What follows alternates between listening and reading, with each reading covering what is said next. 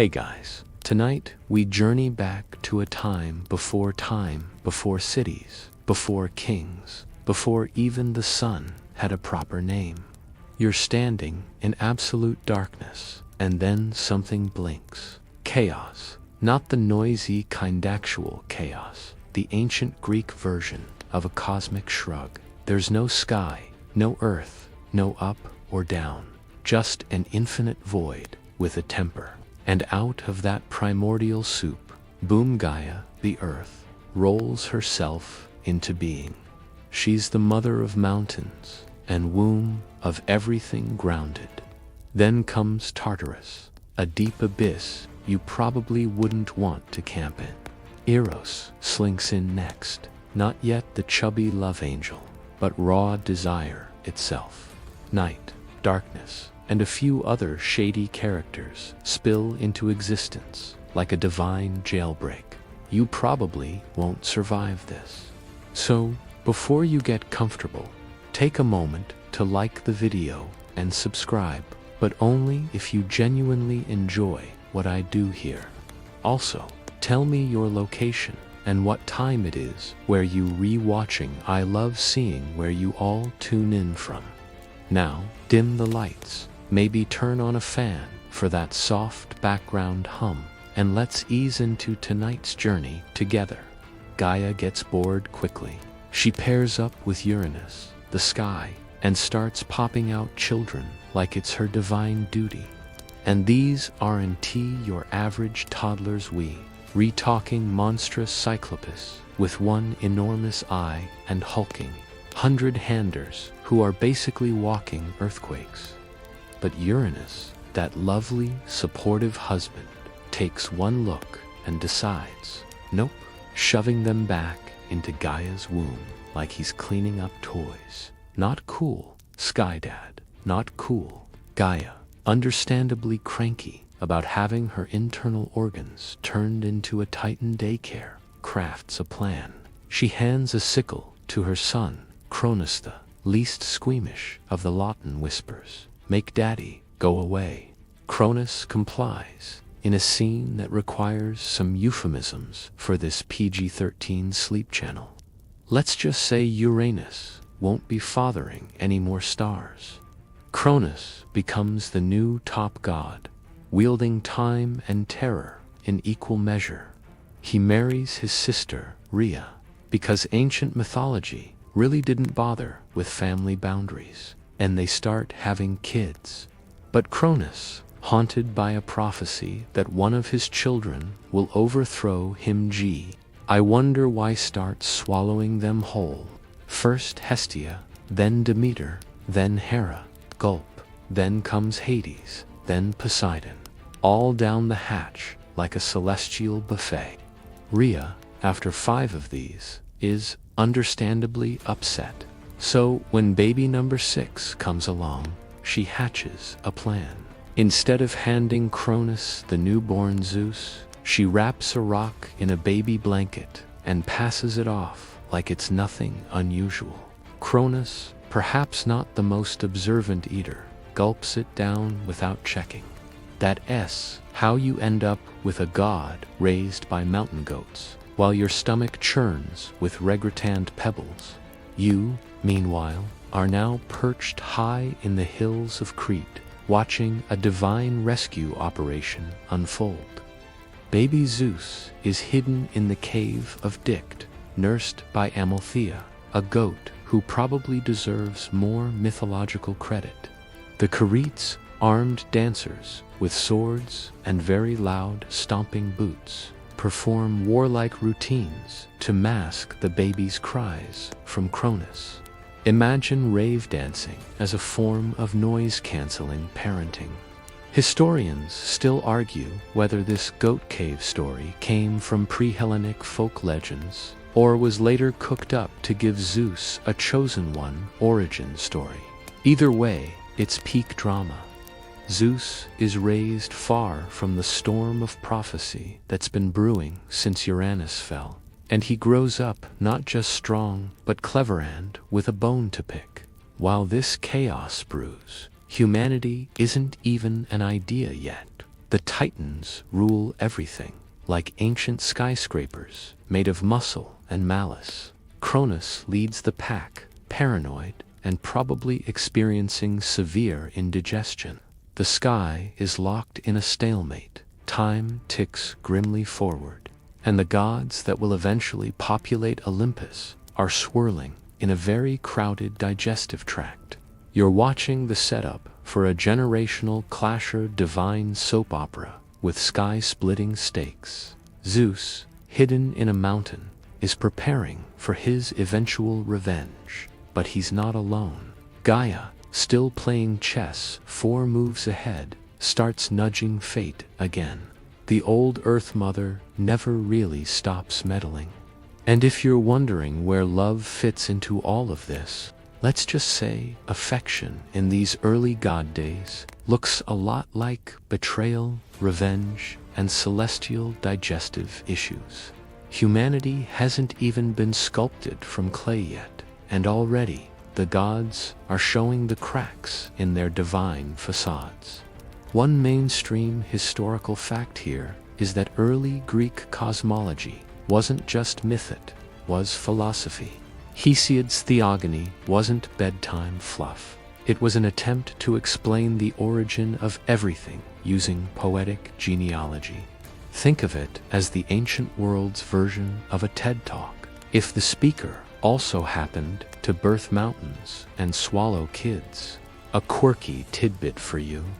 In some versions, when Uranus is castrated, his blood gives rise to the furious, those terrifying goddesses of vengeance, and also to Aphrodite, born from sea foam and leftover bits. It's the only origin story where a love goddess literally rises from chopped-off celestial debris. And now, here you are curled on a metaphorical hillside, watching as Zeus tightens his grip on a lightning bolt carved from the bones of history. He's about to challenge the very order of the universe, and whether humanity will benefit, well, that part's complicated, so hang tight. You're standing in the shadows of a jagged mountain slope, sharp wind cutting through the cave mouth where something very unbabylike is stirring. Little Zeus isn't so little anymore. Raised in secrecy on the island of Crete, he's grown tall, loud, and just a little too confident for someone technically raised by a goat. You'd think being nursed by Amaltheus, the divine goat, is humbling. But nope, Zeus emerges from that cave with the swagger of someone who knows they predestined to overthrow the universe's worst dad. And while you're marveling at the weirdness of it all, you step on a discarded goat horn. Not just any horn, the cornucopia, the horn of plenty, which, according to some legends, broke off Amalthea and became an eternal symbol of abundance. So yes, your leftovers, sponsored by Zeus's goat nanny. But right now, the cave isn't about horn-shaped metaphors. It's about plotting revenge. Zeus, now in his late teens or early 20s, depending on which version you squint at, climbs from the rocky crags with a mission and possibly some unresolved family trauma. He's going to take down Cronus, and not with brute strength alone. He starts collecting allies, like Gaia whispers, strategy, the Oceanids murmur prophecies, and soon a plot is brewing deeper than the underworld. Here's where things get properly dramatic. Zeus returns to Mount Olympus in disguise, because obviously he's not going to walk up and say, "Hi Dad, I'm the child you swallowed, remember?" Instead, he becomes a servant, blending into the crowd, pouring wine at feasts, watching Cronus with deadpan patience. And then he slips Cronus a drink. Not just any cocktail. This one's laced with an emetic potion crafted by Metis, a sharp goddess of wisdom and trickery. Metis, by the way, will later be Zeus's first wife, though their relationship ends with him swallowing her whole. But let's not skip ahead. The drink hits Cronus hard. You watch from the sidelines, eyes wide, as the sky god king keels over and violently vomits up 5 fully grown, very disoriented siblings. Hestia, Demeter, Hera, Hades, and Poseidon come tumbling out like a reverse magic trick. It's disgusting, it's divine, it's about time. Historians still argue whether this myth about Zeus rescuing his siblings was symbolic of liberating forces from tyranny, or just a metaphor for regurgitated power structures. Either way, the scene's a lot messier than your average family reunion.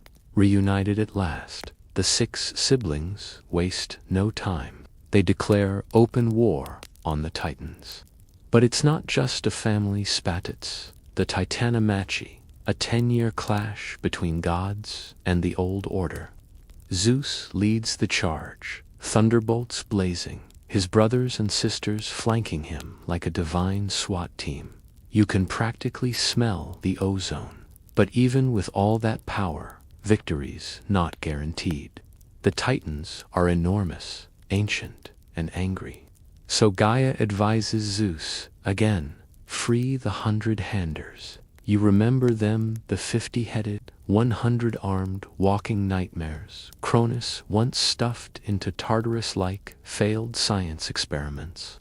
Zeus descends into the pit and releases them, promising freedom and vengeance. They agree, tossing boulders like baseballs in the world's most intense dodgeball match. During a lull in battle, you sit with the gods around a crackling fire. Yes, even immortals need to roast marshmallows, apparently. They speak of a world reshaped, of order, of consequence.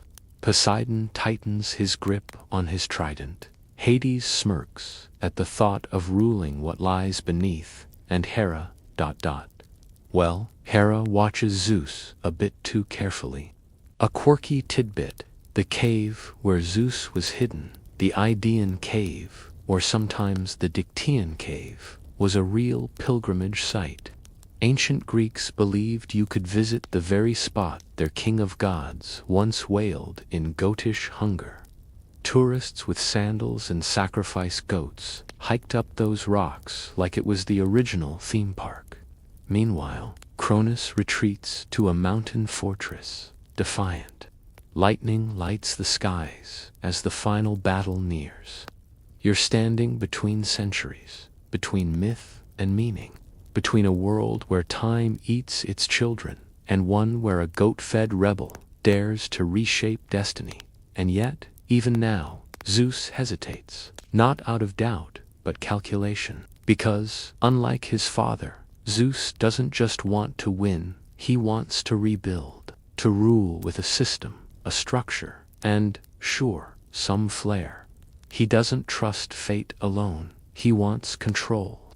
This battle isn't just for Olympus, it's for the blueprint of godhood itself. You've made it to the middle of the storm, literally. The sky above isn't sky anymore. It's a boiling canvas of fire and stone. You're perched on a cliffside, ash drifting around you like snowflakes with a grudge. Zeus stands at the center of it all, now fully revealed as the face of rebellion. In one hand, he holds a thunderbolt crackling, hissing, humming like it knows it's the main character. In the other, he gestures to the 100-handers, who are doing their best to reduce entire mountain ranges into throwable debris. If you blink, you miss one of them using a hill as a discus. Cronus, with his long jaw and tired eyes, still thinks he can outlast his fate.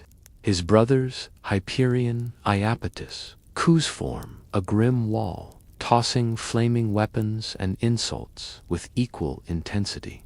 The earth shakes beneath their feet. Oceans boil. You start wondering if maybe hiding in that goat cave was such a bad life plan after all. Zeus roars not in fury, but in command. He's no longer just rebelling against a father. He's reshaping the universe's architecture. His siblings flank him like Olympian avengers. Poseidon lashes oceans into walls that crush titans under waves. Hades splits the ground to swallow enemy lines whole. Hera rains down divine punishment with the cold rage of a goddess long overlooked. This is not a battle of mortals. It's more like two weather systems colliding at full speed, and the humans still not on the scene. You're watching a time before clay forms and Prometheus's stolen spark.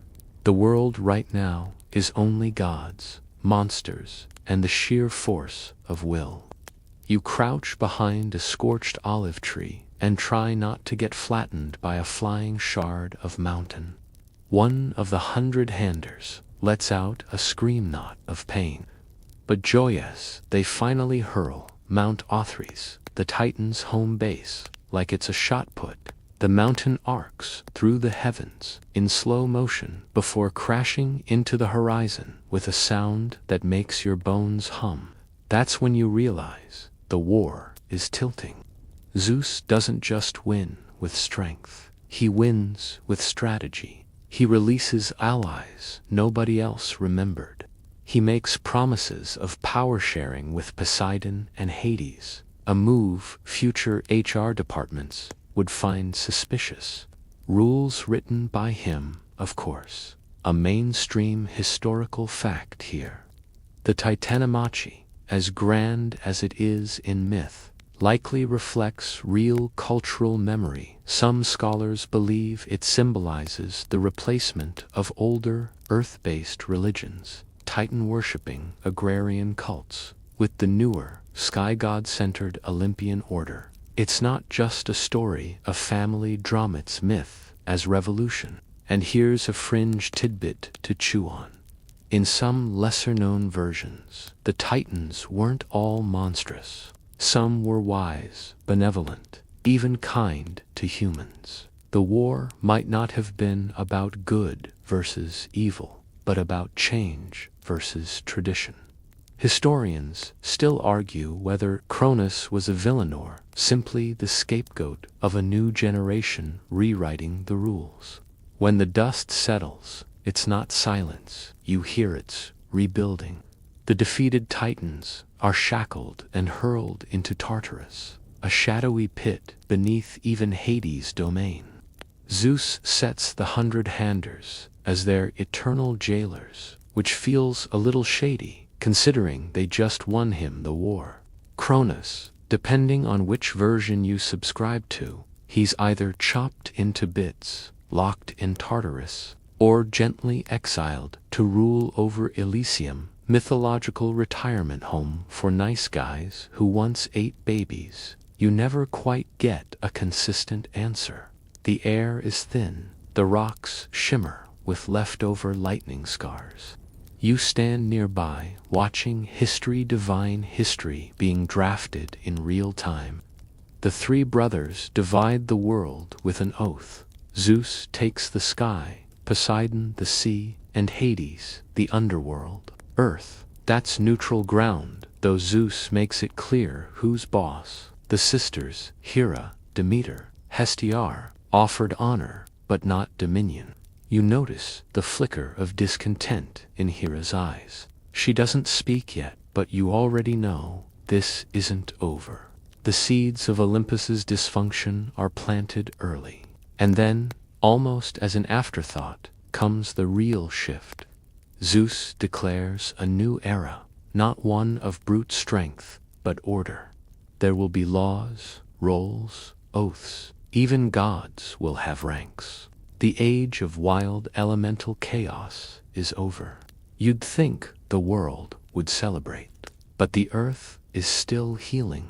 The skies still tremble from the echoes of battle, and the universe is learning that the one who wins the war doesn't always bring peace. Sometimes they just bring a new kind of storm. As you descend from the mountain with the wind in your hair and divine ash on your shoulders, you wonder.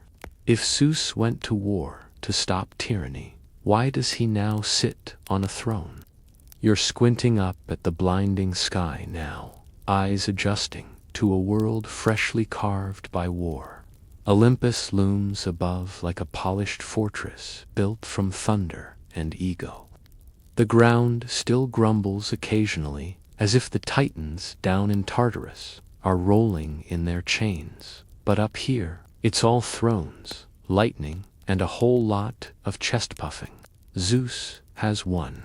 He's king of the gods now, and he wastes no time making that everyone's problem. First order of business. A big, booming oath. Zeus doesn't just speak, he declares. I am the ruler of sky and law, he says, probably with a thunderclap timed for dramatic effect. You roll your eyes, but honestly, it works.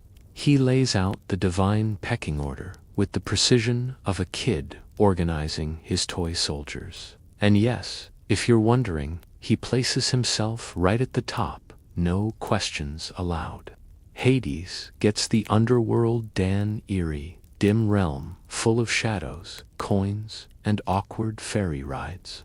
Poseidon claims the sea, which sounds romantic until you realize it involves managing shipwrecks, sea monsters, and salty moods. Zeus, of course, keeps the sky. It's the most visible, the loudest, and the most dramatic domain.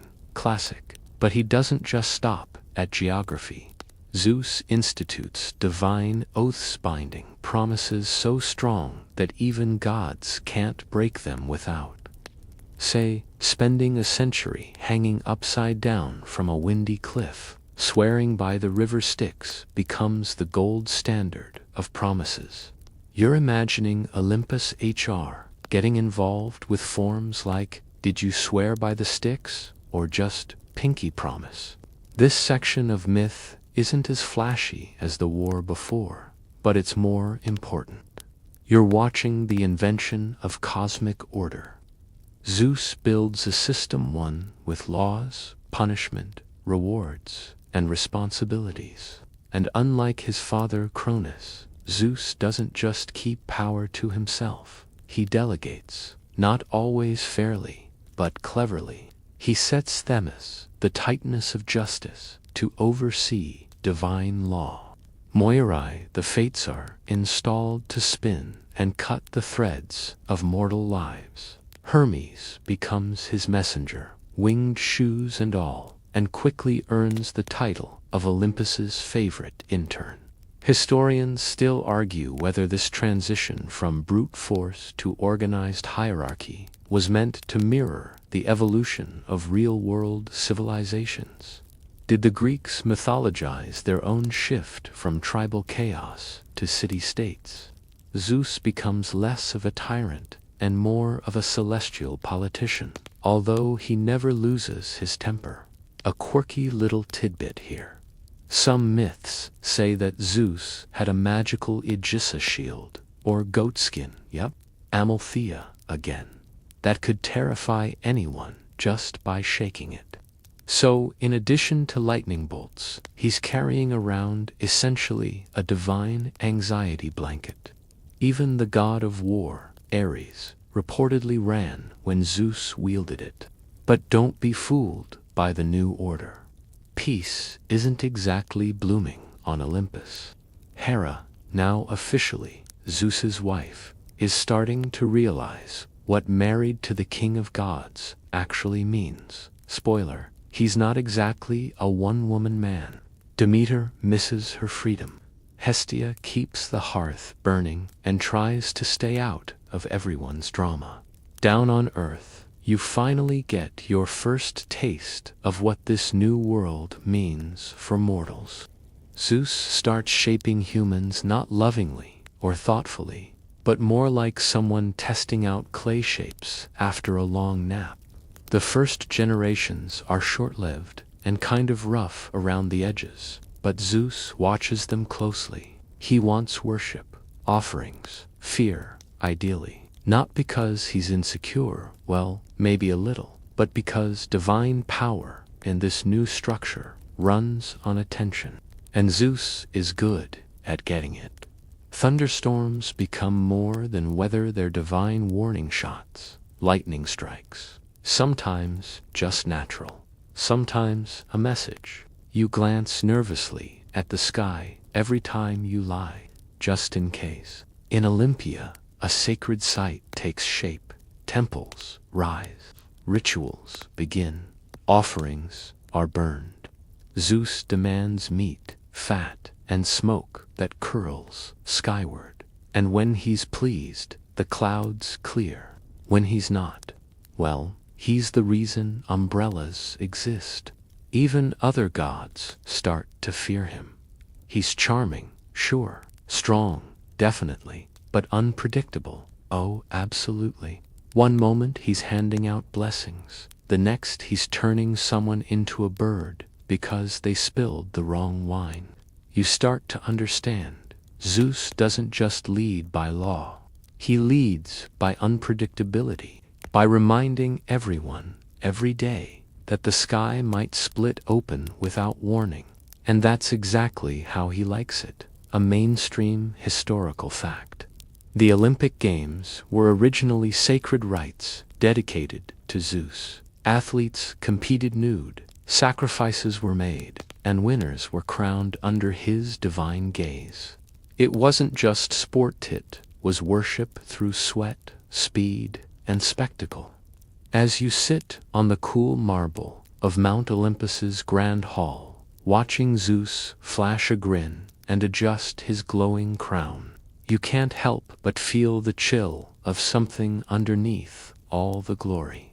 This isn't the end of chaos. It's just a new kind. One that hides behind order, behind oaths, behind a throne. And you, little mortal or curious dreamer or sneaky cloud watcher, you're about to see what happens when power becomes tradition, when lightning becomes law. You're sitting on the edge of a cliff now, legs dangling above a field of cinders and smoke, listening to a quiet hum in the wind. It's not thunder this time, it's tension.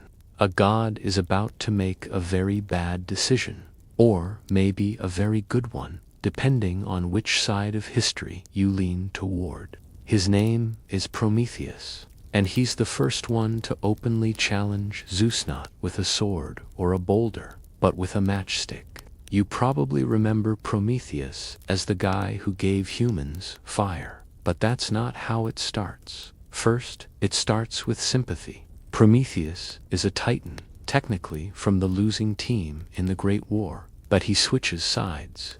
He helps Zeus win the Titanomachi, expecting maybe some perks, or, basic respect. Instead, he watches Zeus become a control freak with a weather problem. You trail behind Prometheus now as he walks among humans, clay-bodied, fragile things, still figuring out how knees work. They have no fire, no shelter, no meat that isn't raw and disappointing. Prometheus watches them shiver and starve and blink into the darkness, and something tugs at him. Maybe pity, maybe guilt, maybe he's just bored. Whatever the reason, he starts interfering.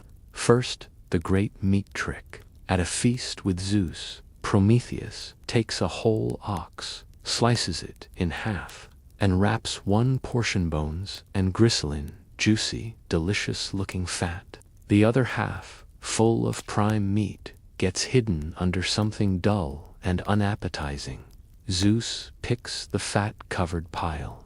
It's the first celestial con, and Zeus is not amused. Historians still argue whether this was the mythological explanation for the Greek practice of burning bones and fat in sacrifices, while keeping the edible parts for themselves. Maybe it was their way of saying, look, even the gods got tricked into this. Zeus, however, doesn't care about symbolism. He cares about control. So when Prometheus goes one step further and steals fire from the heavens, smuggling it down too, Earth, in a fennel stalk like some prehistoric USB drives, loses it. You feel it before you see it. A sky that had been calm for weeks suddenly twists with clouds. Lightning punches the air. Rain doesn't fall, it screams. Zeus, from atop his throne, points a finger not at humanity, but at the god who dared make them less dependent. Prometheus, what follows is one of mythology's most brutal punishments. You climb the jagged cliffs of the Caucasus Mountains now, hands scraped, breath short, until you reach a flat ledge of endless wind. And there, Prometheus is chained. Iron shackles etched with curses, arms stretched, immortal pain. Zeus sends an eagle massive, divine, and perpetually hungry to tear out Prometheus's liver every day. By night, the organ regrows. By morning, the eagle returns. You stand in the freezing wind and realize this isn't punishment. It's a message, a billboard stapled to a god's body.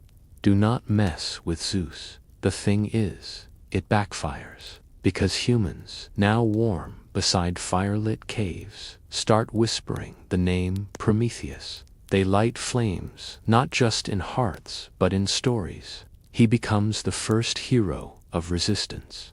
A titan, yes, but also a symbol of compassion, rebellion, and sacrifice. Meanwhile, Zeus tries to double down. He doesn't just punish Prometheus, he punishes humanity.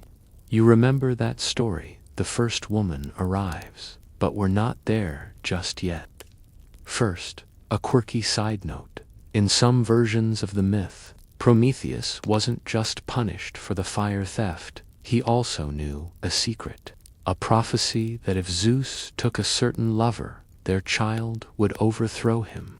That's the real reason Zeus kept Metis around, just long enough to absorb her whole. Yes, Zeus eats his pregnant partner to avoid a future coup. If that's not overkill, nothing is. And yet, despite all this divine paranoia, Prometheus never apologizes. He never begs. He doesn't give Zeus the satisfaction. Every scream becomes part of the wind, every drop of blood a prayer. And you, standing beside that mountain, start to feel it too. This is the first time a god is truly defied. You sit by a village fire that night. The flames dance higher than before. Children huddle close. Someone tells the story of the chained god on the mountain, and someone else throws another log on the fire. Prometheus suffers, but humanity warms. Zeus watches all this from Olympus, eyes narrow. His thunderbolts glow faintly at his side. He knows what comes next. He's not done yet. You, on the other hand, are starting to wonder if the King of Gods is truly protecting order, or just protecting himself.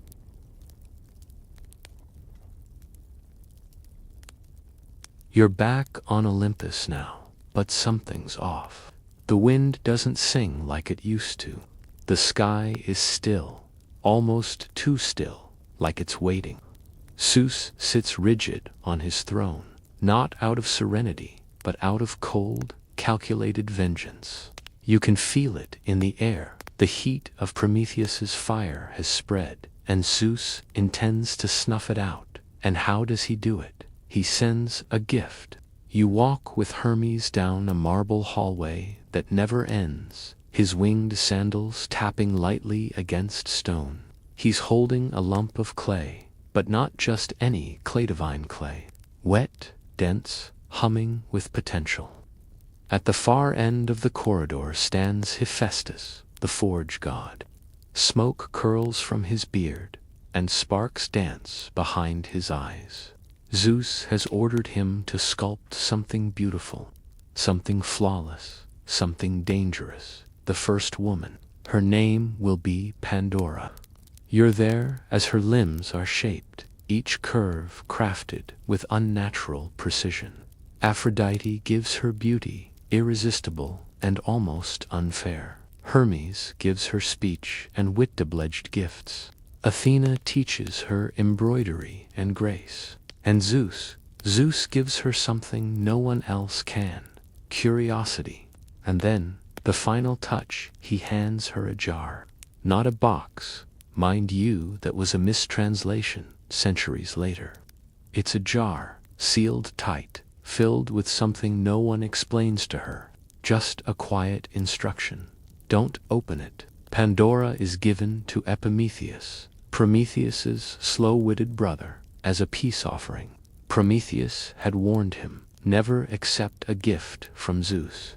But you know how this goes. Epimetheus accepts her anyway. She's stunning, charming, and wrapped in mystery. You follow her as she settles into her new life. She smiles, she laughs, she gardens. But the jar is always there, pulsing softly in a corner, waiting.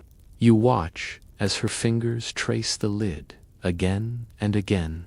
At night, she dreams of opening it. During the day, she feels the weight of it, like a forgotten word on the tip of her tongue. One morning, when the wind shifts and no one is watching, she opens it, and the world changes. It happens fast. A foul wind bursts from the jar. Disease, famine, greed, envy, betrayal, all the evils Zeus had secretly packed in like a divine prank gone wrong. They spill into the world, rushing into human hearts like smoke through a keyhole. You want to scream, to slam the lid shut, but it's too late. Pandora falls to her knees, horrified. She hadn't meant to destroy anything. She hadn't meant to betray anyone. And just as she's about to give up entirely, she hears a whisper. Something's still inside. Hope. It huddles at the bottom of the jar, small and fragile, but bright. She slams the lid closed, just in time, trapping it, preserving it. And from that moment on, humanity has something to cling to, not because of Zeus, but despite him. Historians still debate the meaning of this myth. Was Pandora a warning against female curiosity, a critique of gifts with strings attached? Or was she simply a scapegoat for divine punishment already in motion? No one agrees, which probably means there's truth tucked in all of it. A quirky detail. In some versions, the jar wasn't filled by Zeus at all, but by the gods collectively, each stuffing it with whatever they thought mortals should suffer. That's teamwork for you, Olympus style. You sit beside a dying fire in a small, windblown village. The people are coughing, hungry, worried, and yet they still sing. They still carve statues. They still look up at the stars and wonder, because hope, sealed at the bottom of that jar, never really stays sealed. It leaks, it lingers, it plants itself in the cracks of despair and blooms. Zeus watches all of this unfold. Does he feel regret? Probably not. But he feels control again. Prometheus is chained. Pandora has changed everything. Mortals now suffer, but they also strive. And most importantly to Zeus, they fear. You start to see the pattern now. Zeus doesn't destroy humanity. He shapes it, tests it, breaks it, just enough to make sure it never forgets who's in charge. But for every divine curse, there's a mortal candle flickering back. You step away from the jar, heart heavy, but not empty. The world is darker now, but in the darkness, firelight, laughter, hope, and Zeus from his throne smiles faintly, not because he's kind, but because the game has begun in earnest.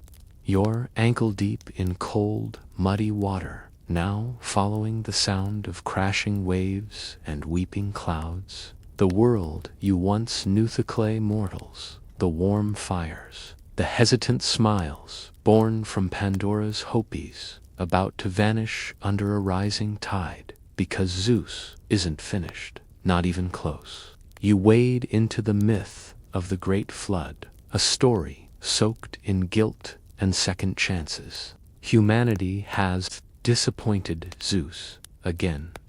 After being gifted fire, then cursed with suffering, people began acting like, well, people, greedy, violent, suspicious, the kind of neighbors who borrow your ox and forget to return it for 5 winters. Zeus watches from Olympus, scowling. They're not grateful, he mutters. They're not learning. And because he is Zeusan subtlety, ISNT, exactly his hobby, he decides the best way to fix it is with a clean slate.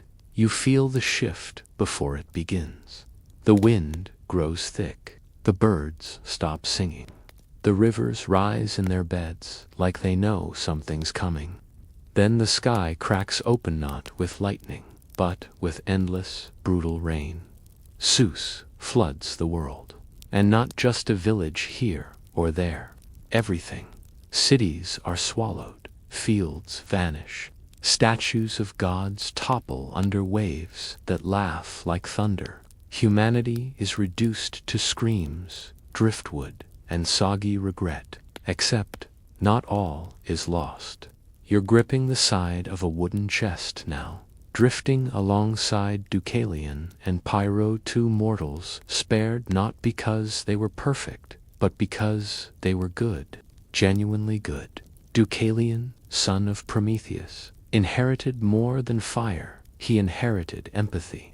And Pyrrha, daughter of Pandora and Epimetheus, carries inside her that last flicker of hope from the bottom of the jar.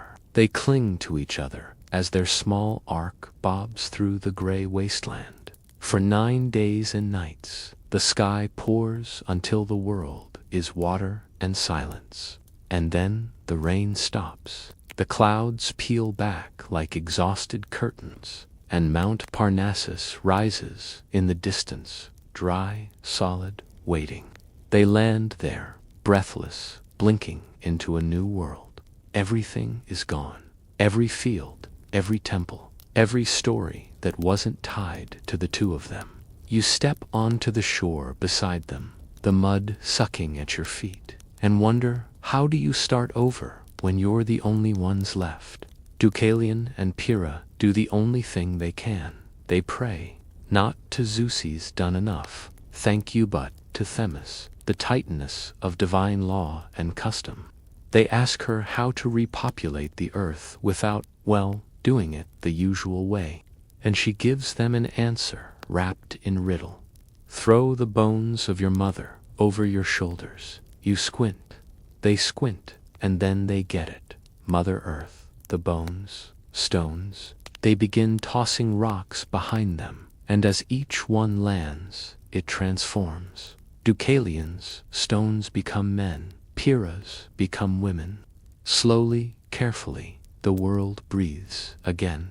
Historians still argue whether this Greek flood myth was inspired by older Mesopotamian stories, like the Epic of Gilgamesh, or if it sprang independently from some collective memory of an ancient disaster. But whatever its origin, the message is clear. Zeus may destroy, but humanity rebuilds. And a quirky side note. In some versions of the myth, Zeus doesn't start the flood just because people were bad. It's because the earth was becoming too heavy with people. Overcrowded, overpopulated, apparently. Even gods have a limit when it comes to noisy neighbors. Back on Olympus, Zeus watches this new world with narrowed eyes. He sees the survivors rising from the mud, shaping lives out of debris. He feels something he doesn't like. Respect. Not fear, not worship. Respect.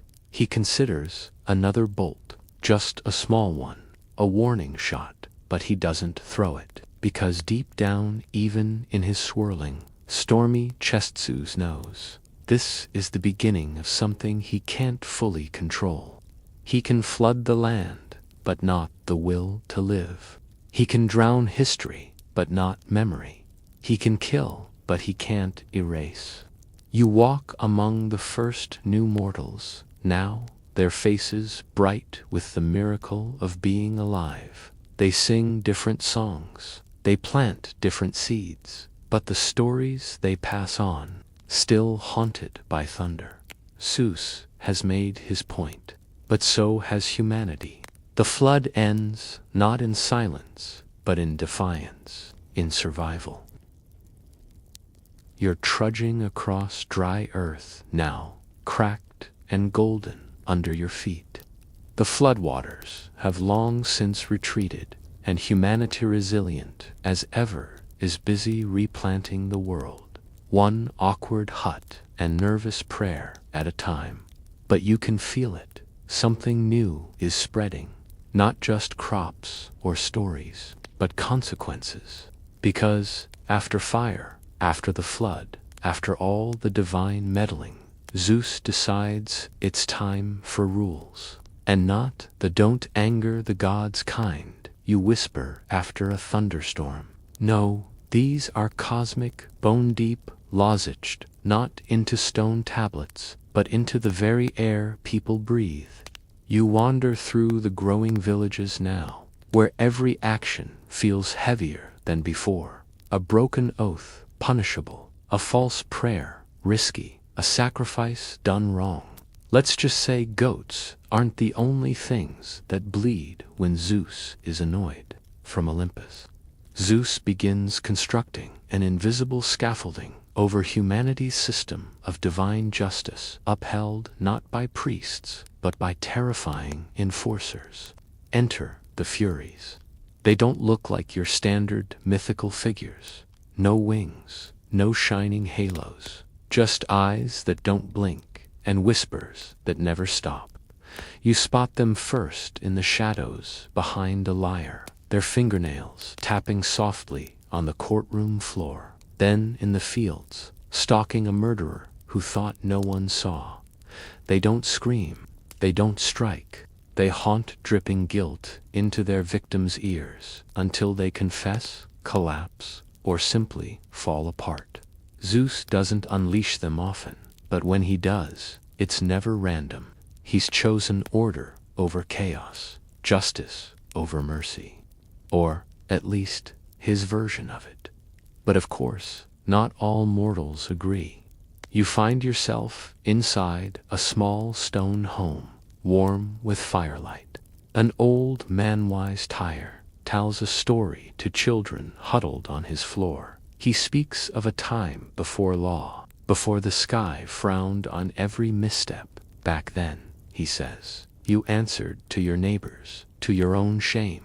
Now you answer to thunder, because Zeus isn't only king of gods now, he's judge, too.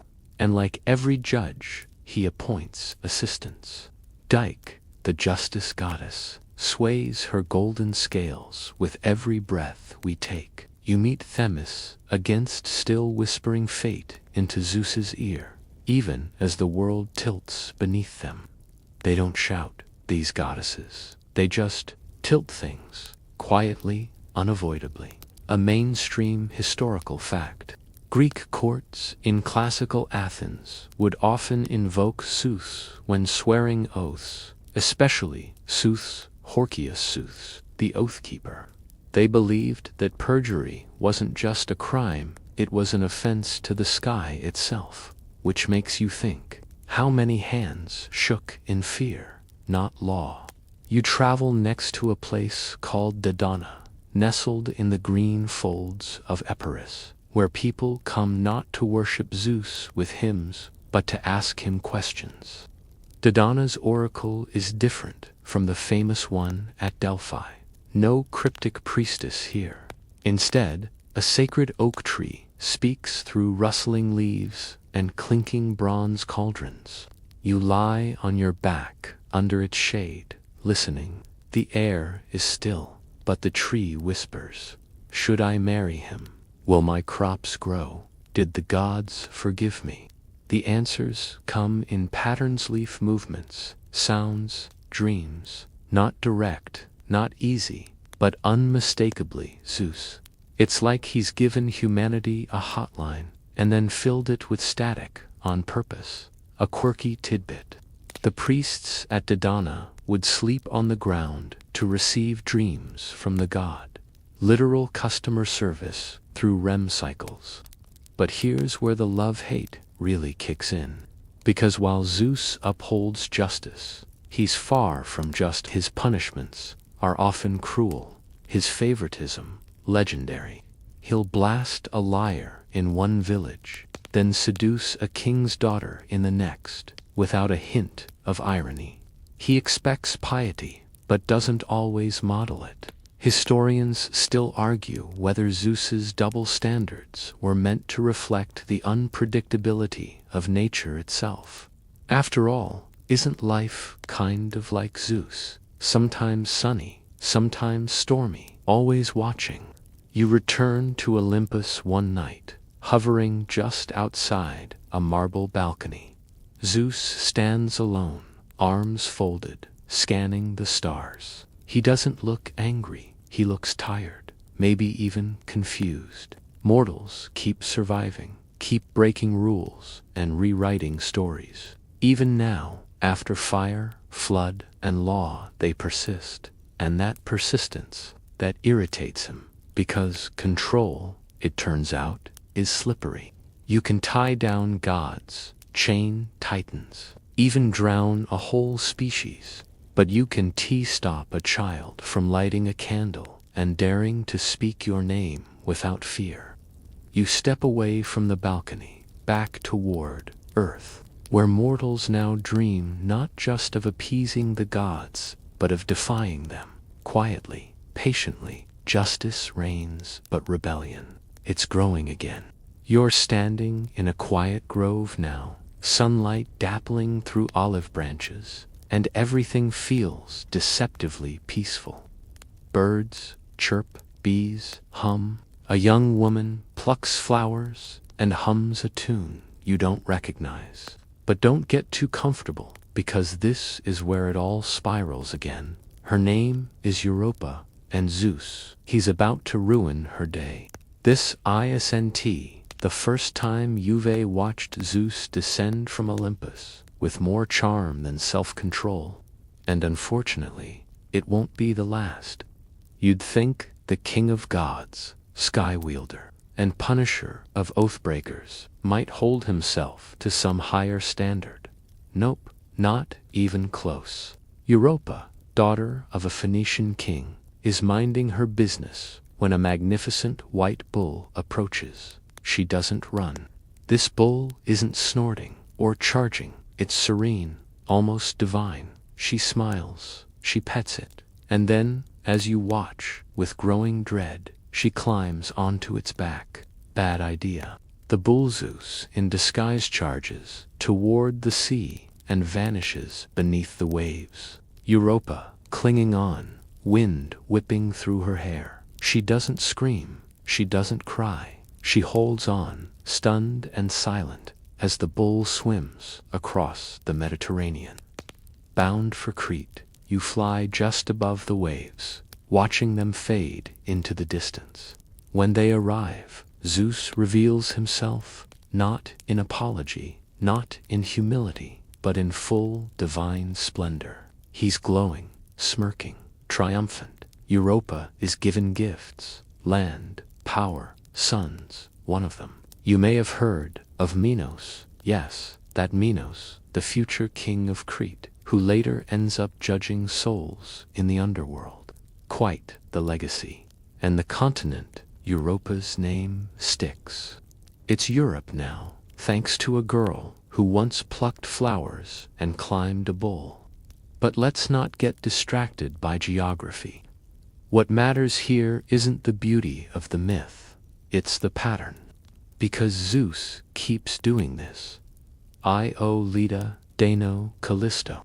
You follow him from city to forest to temple as he appears again and again, sometimes as a swan, sometimes as golden rain, sometimes as a cloud, always alluring, always powerful, and always taking the mortals. They don't forget.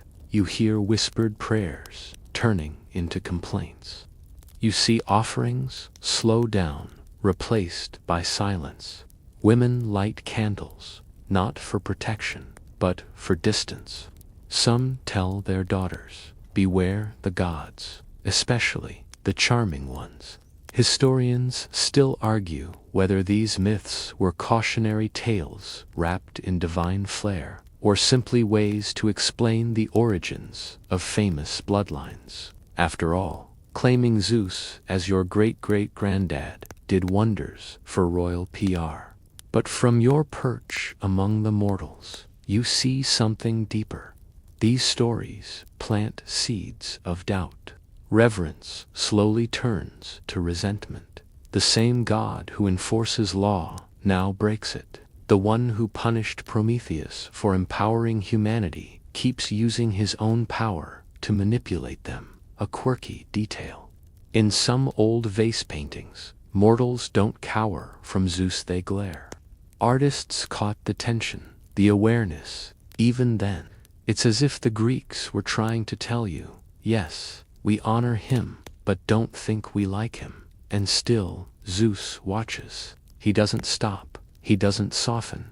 In fact, it's almost as if he needs this chaos, this cycle of adoration and destruction to feel alive. You stand beside him on Olympus as he peers down at the latest mortal woman, sighs, and begins his transformation into yet another deceptive shape. You want to shake him.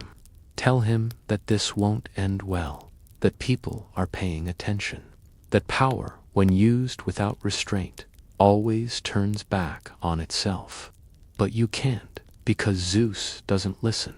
Not to mortals, not to warnings, not to reason. He listens only to impulse, and that impulse, it's driving a wedge deeper between him and the very creatures he claims to rule. You descend again, this time to a temple where priests still chant his name, but their eyes are tired, their voices shake, and in the corner, an old woman mutters a different prayer, one to a goddess of vengeance. Because even in the age of gods, people start to notice when justice has double standards. The love Zeus once inspired is dimming, not gone, but cracked. The awe still there, the worship fading, and you're starting to see it clearly now. This isn't a love story, it's a storm gathering strength.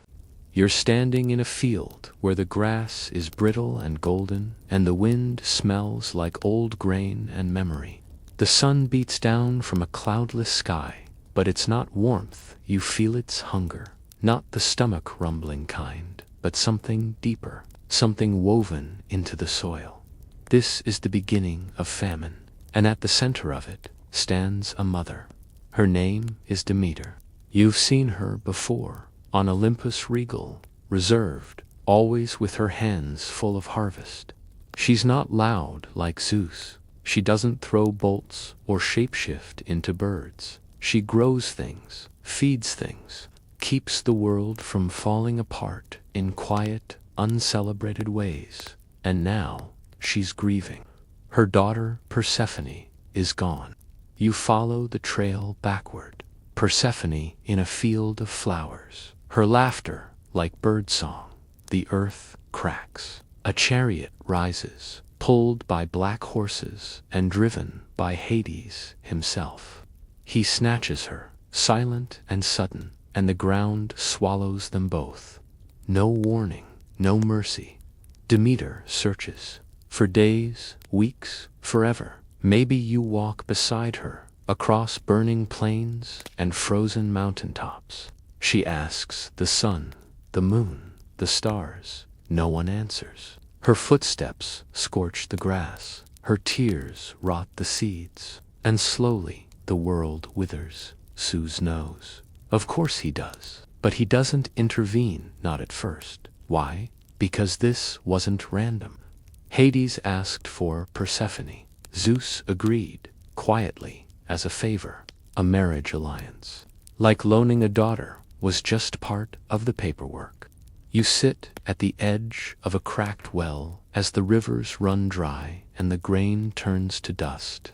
Mortals cry out not to Zeus but to Demeter. Their crops are dying, their animals are wasting. Babies stop crying in their cradles, and still she searches. Finally, she finds out the truth, and she is done being quiet. Demeter withdraws completely. No wheat, no barley, no olives or figs, not a single fruit on a single tree. And it's not just famine, now it's strike. You feel the difference in the air. This isn't just grief, it's power. Zeus begins to panic. Mortals are starving, yes, but more dangerously, they're forgetting him. No temples, no prayers, just empty stomachs and full resentment. He sends Hermes to the underworld to bargain, to bring Persephone back.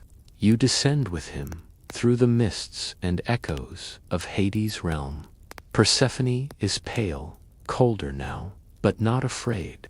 She's changed, queenly, sharper. She agrees to return, almost, but she's eaten 6 pomegranate seeds, and that changes everything. A rule one even Zeus can't bend states that any soul who eats in the underworld must remain. Hades smiles. Zeus frowns. Demeter threatens to reduce Olympus to a barren rock, so they strike a deal. Persephone will spend part of the year above ground with her mother, bringing spring and harvest, and part of the year below with her husband, bringing winter and stillness. Historians still argue whether this myth was a metaphor for seasonal change or a coded message about feminine power, duality, and agency. Was Persephone kidnapped, or did she stay by choice? The debate lingers like the scent of pomegranates in the cold. A quirky tidbit. In the Eleusinian mystery secret religious rites, dedicated to Demeter and Persephone, initiates believed they would gain special knowledge about death, rebirth, and the afterlife. Even in ancient Greece, people were lining up for the VIP pass to eternity. You watch as the first shoots of green emerge from frozen soil. Farmers weep with relief. Mothers hug their children tighter. Hope returns, and not because of Zeus, because of her. Demeter.com now walks through the fields. Wherever her foot lands, flowers bloom. But her eyes, they never soften, not toward Olympus, not toward Zeus. You follow her back up the mountain, where Zeus tries to welcome her with a forced smile and open arms. She nods, nothing more. Because the gods are learning what you already know. Power isn't always loud. Sometimes it grows in silence, waits, withdraws. Demeter may never hurl a lightning bolt, but she brought Zeus to his knees with empty fields and broken hearts and humanity. They don't forget. You sit in a quiet vineyard, grapes swelling under a new sun, and hear someone whisper Demeter's name, not in desperation this time, but in thanks. Zeus watches, distant and thoughtful. He rules the skies, yes, but now he knows he's not the only one they pray to. You're drifting now through a palace carved from marble and myth, where nothing is quiet and everything echoes laughter, argument, the clink of goblets, the hum of drama. Welcome to Olympus on a normal Tuesday. But there's one story echoing louder than the rest. One that peels back the perfectly polished layers of Zeus' rule and shows you something raw beneath the thunder. It's the story of Arachne. You find her not in a temple or throne room, but in a small village workshop. The air smells of dyed wool and pride. Arachne sits cross-legged, fingers flashing across the loom, weaving threads faster than thought. Her tapestries aren't just beautiful, they're divine. People say she must have been taught by Athena herself. Arachne laughs at that. I taught myself, she says. And that is where it all begins. You see, gods can stomach a lot ignorance, foolishness, even the occasional stolen cow. But arrogance burns. And Zeus isn't even the one who hears Arachne's boasts first.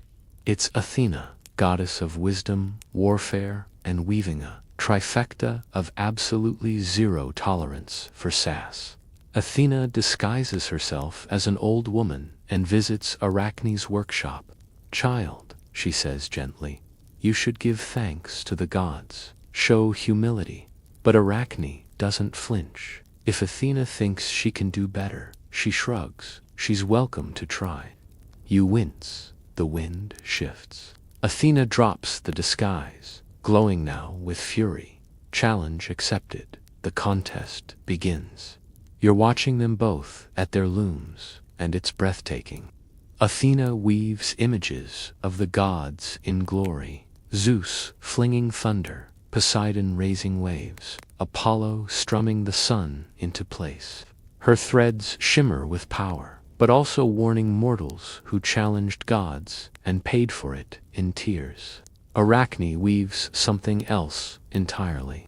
Her tapestry shows Zeusius, your familiar sky god, but not in triumph.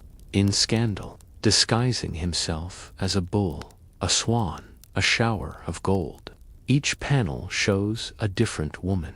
Europa, Leda, Dano. Arachne doesn't lie, she just doesn't flinch. It's bold, it's perfect, and it's true. Historians still argue whether Arachne's tale was a caution against pride or a quiet protest against divine hypocrisy. Was she arrogant or just honest?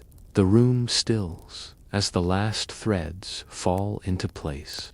Athena steps forward, examines the tapestry.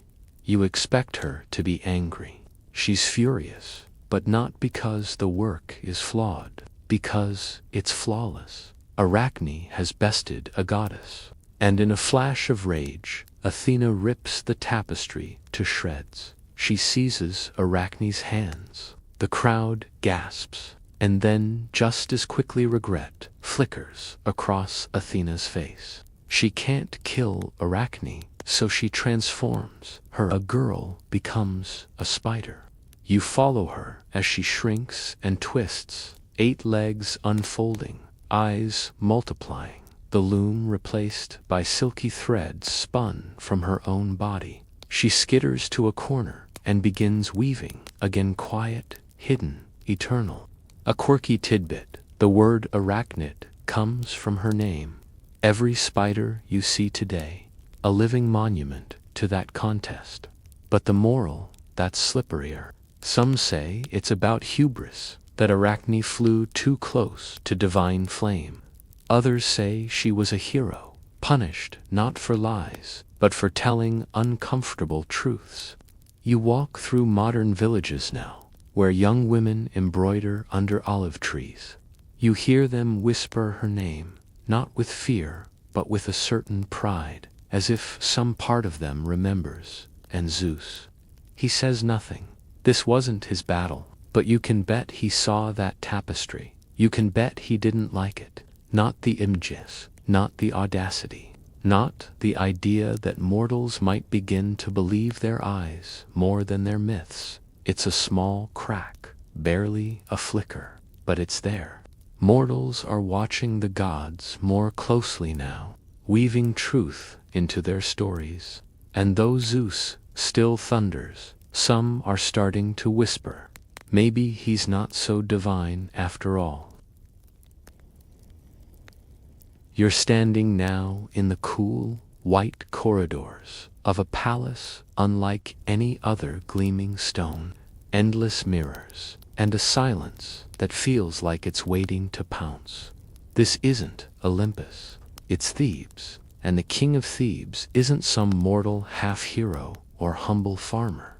No, his name is Pentheus, and he's about to make the worst mistake of his short, arrogant life.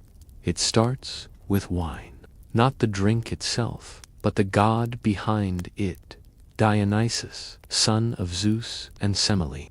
Yes, yet another divine child, born out of lightning and lies. This time, Zeus fell in love with a mortal woman, Semele, and got her pregnant. Then Hera, ever the schemer, tricked Semele into asking Zeus to reveal his true divine form.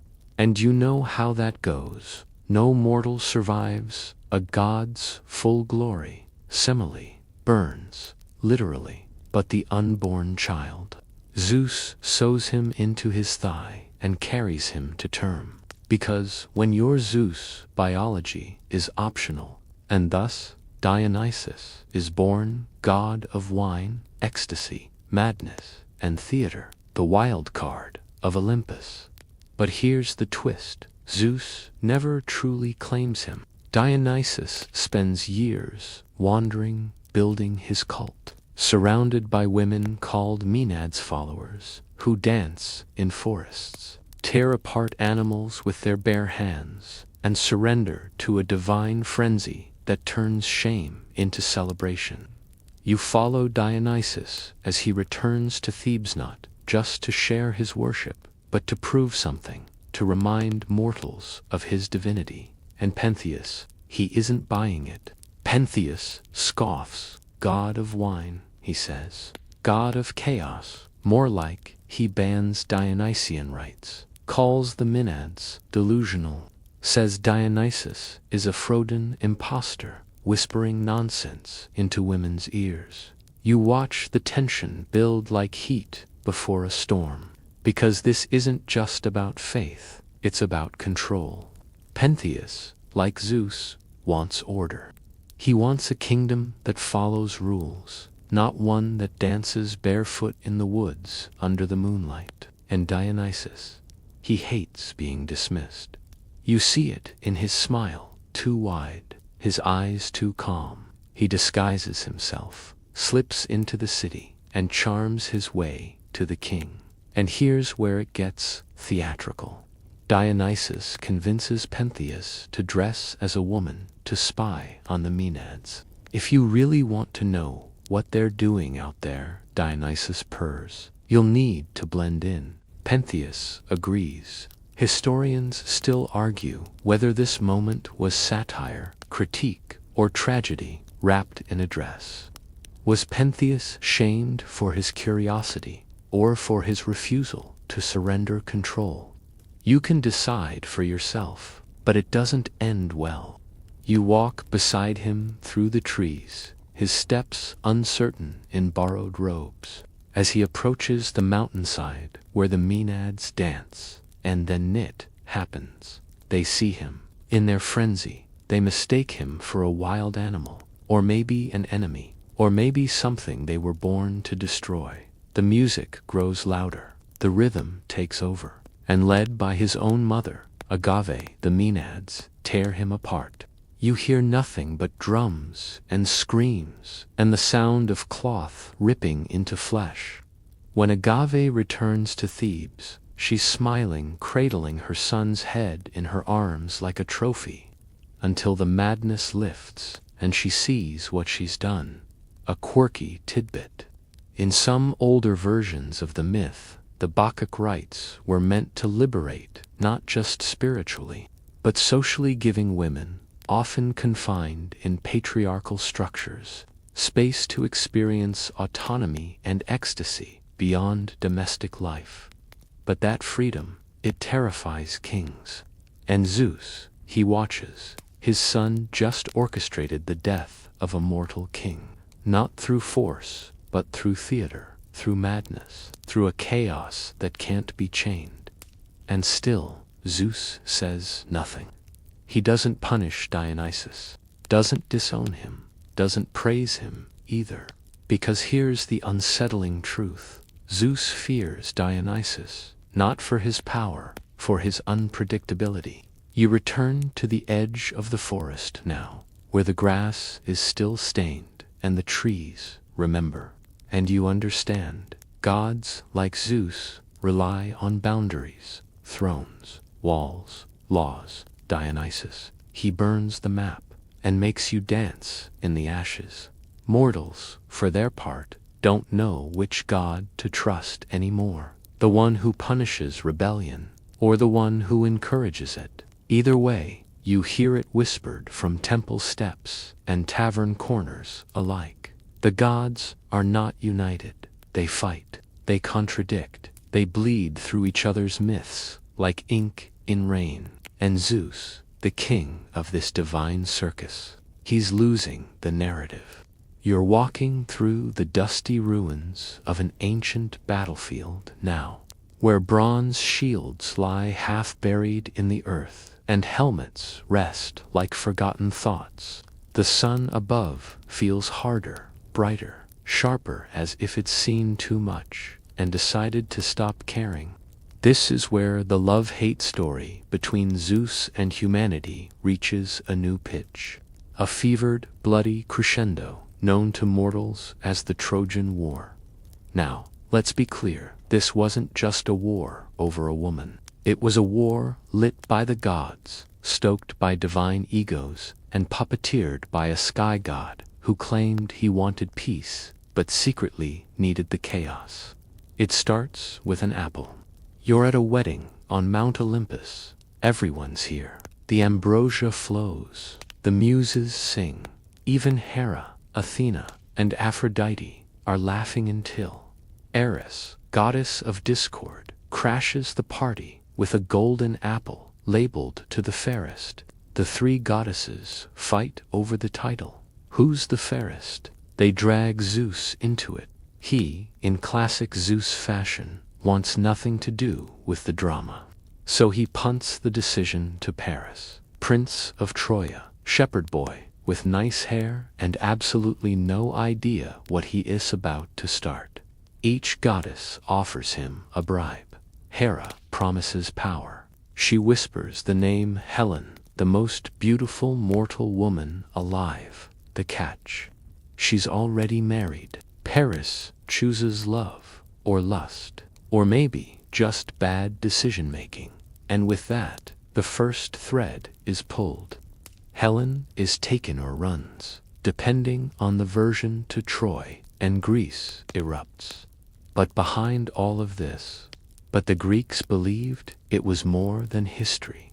It was divine chess. Because here's the thing, Zeus lets it happen. In fact, some versions say he planned it. Humanity, he claims, is too numerous, too noisy, too unruly. The Trojan War. A convenient culling, a cosmic reset button. You're sitting in the Greek war camp now, the air thick with smoke and salt. You hear the arguing, the strategy, the songs of homesick soldiers, and above it all, a strange silence, like something is watching. Zeus doesn't fight in the war, but he orchestrates it from Olympus, like a bored producer with a soap opera addiction. He restrains other gods, then unleashes them. It's not about justice, it's about balance, about keeping the chaos symmetrical.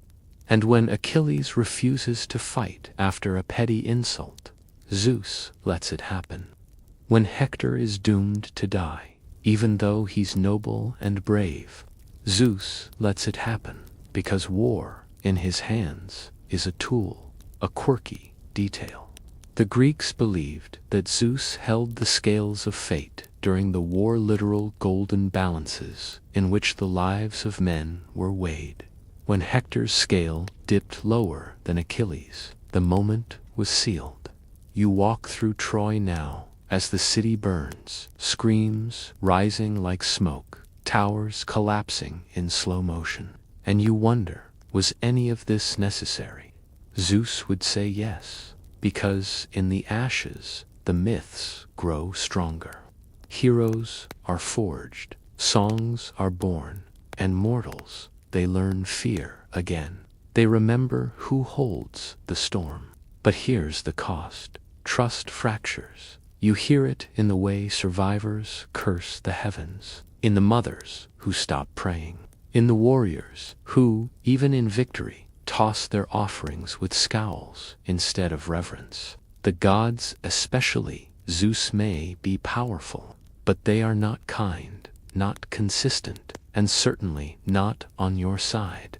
The love that once bloomed in temples is turning sour, not because mortals forgot the stories, but because they remembered them too well. She murmurs Zeus's name, but her tone, it's no longer devotion, it's warning. You're wandering through a quiet agora now, long after the crowds have thinned. Marble columns catch the fading sunlight, casting long shadows across dusty stone. In the distance, a statue of Zeus towers above the rooftops, hand outstretched, lightning bolt frozen mid-throw.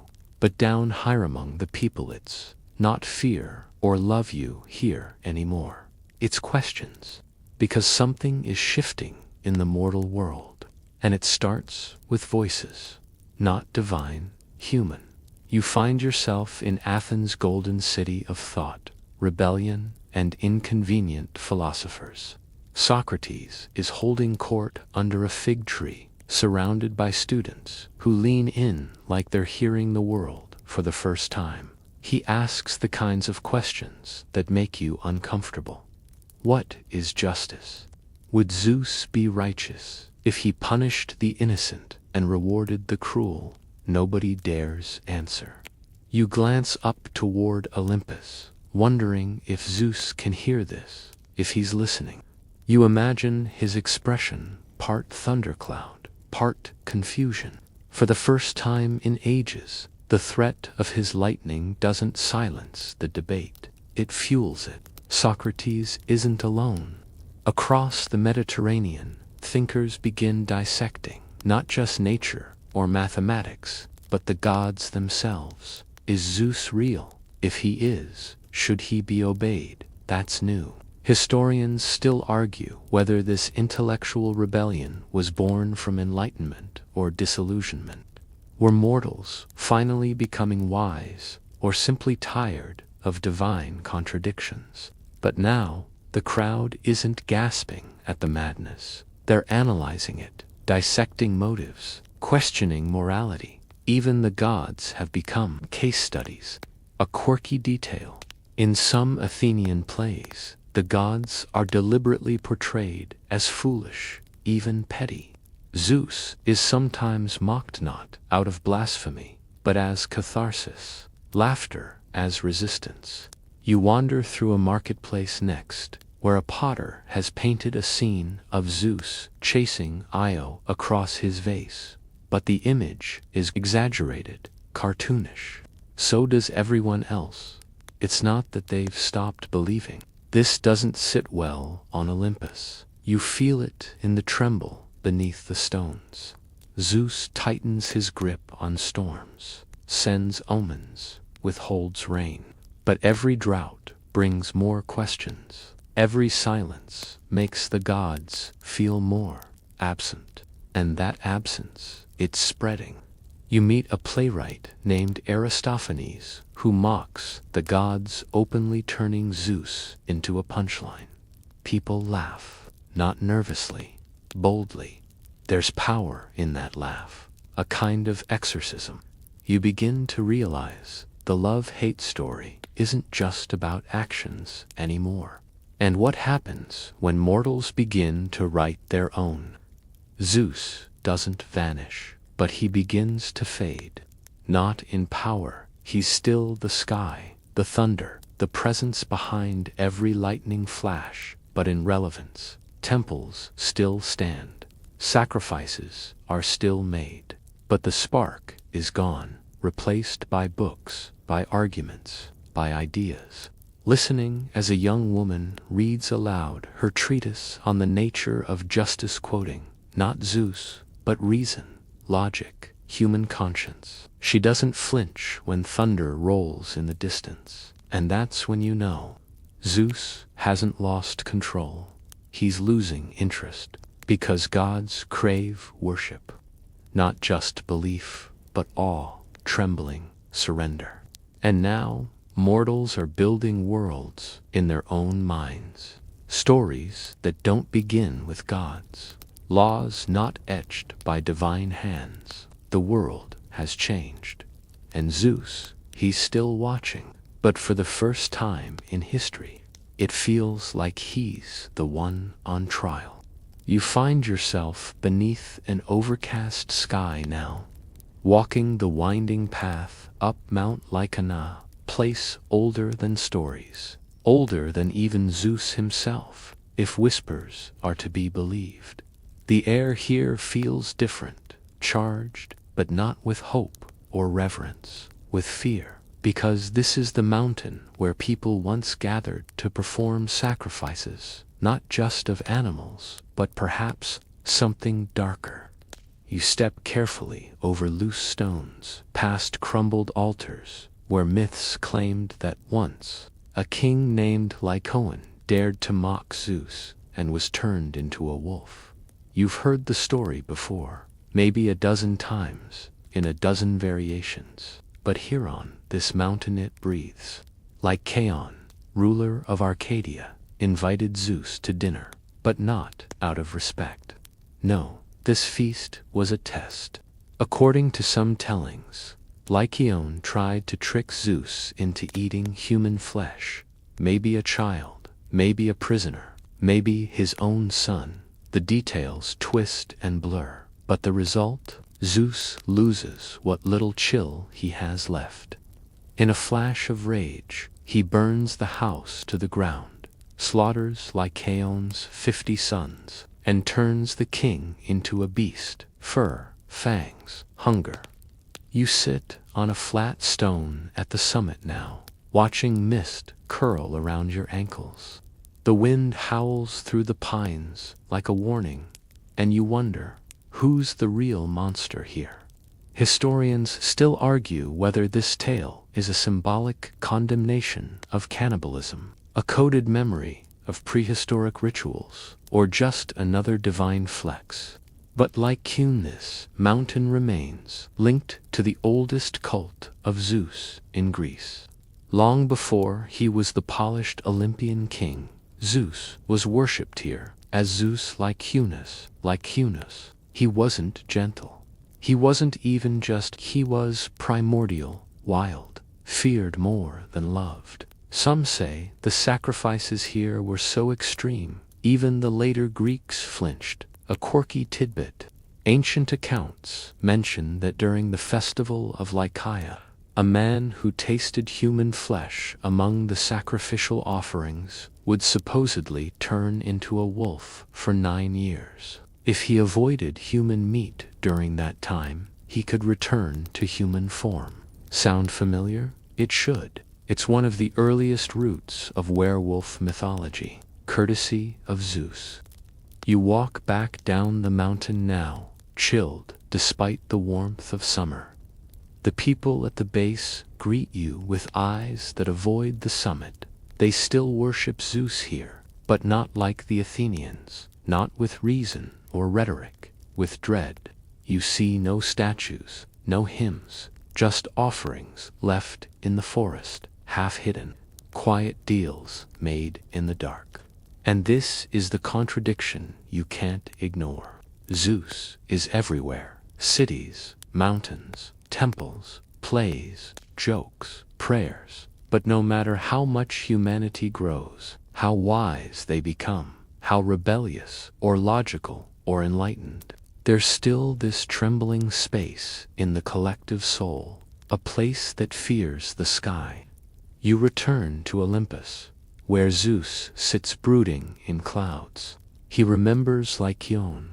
He remembers the moment humanity tried to mock him with blood, and the part that stings most, not the offense, the defiance, because gods can forgive mistakes, but challenges, those echo.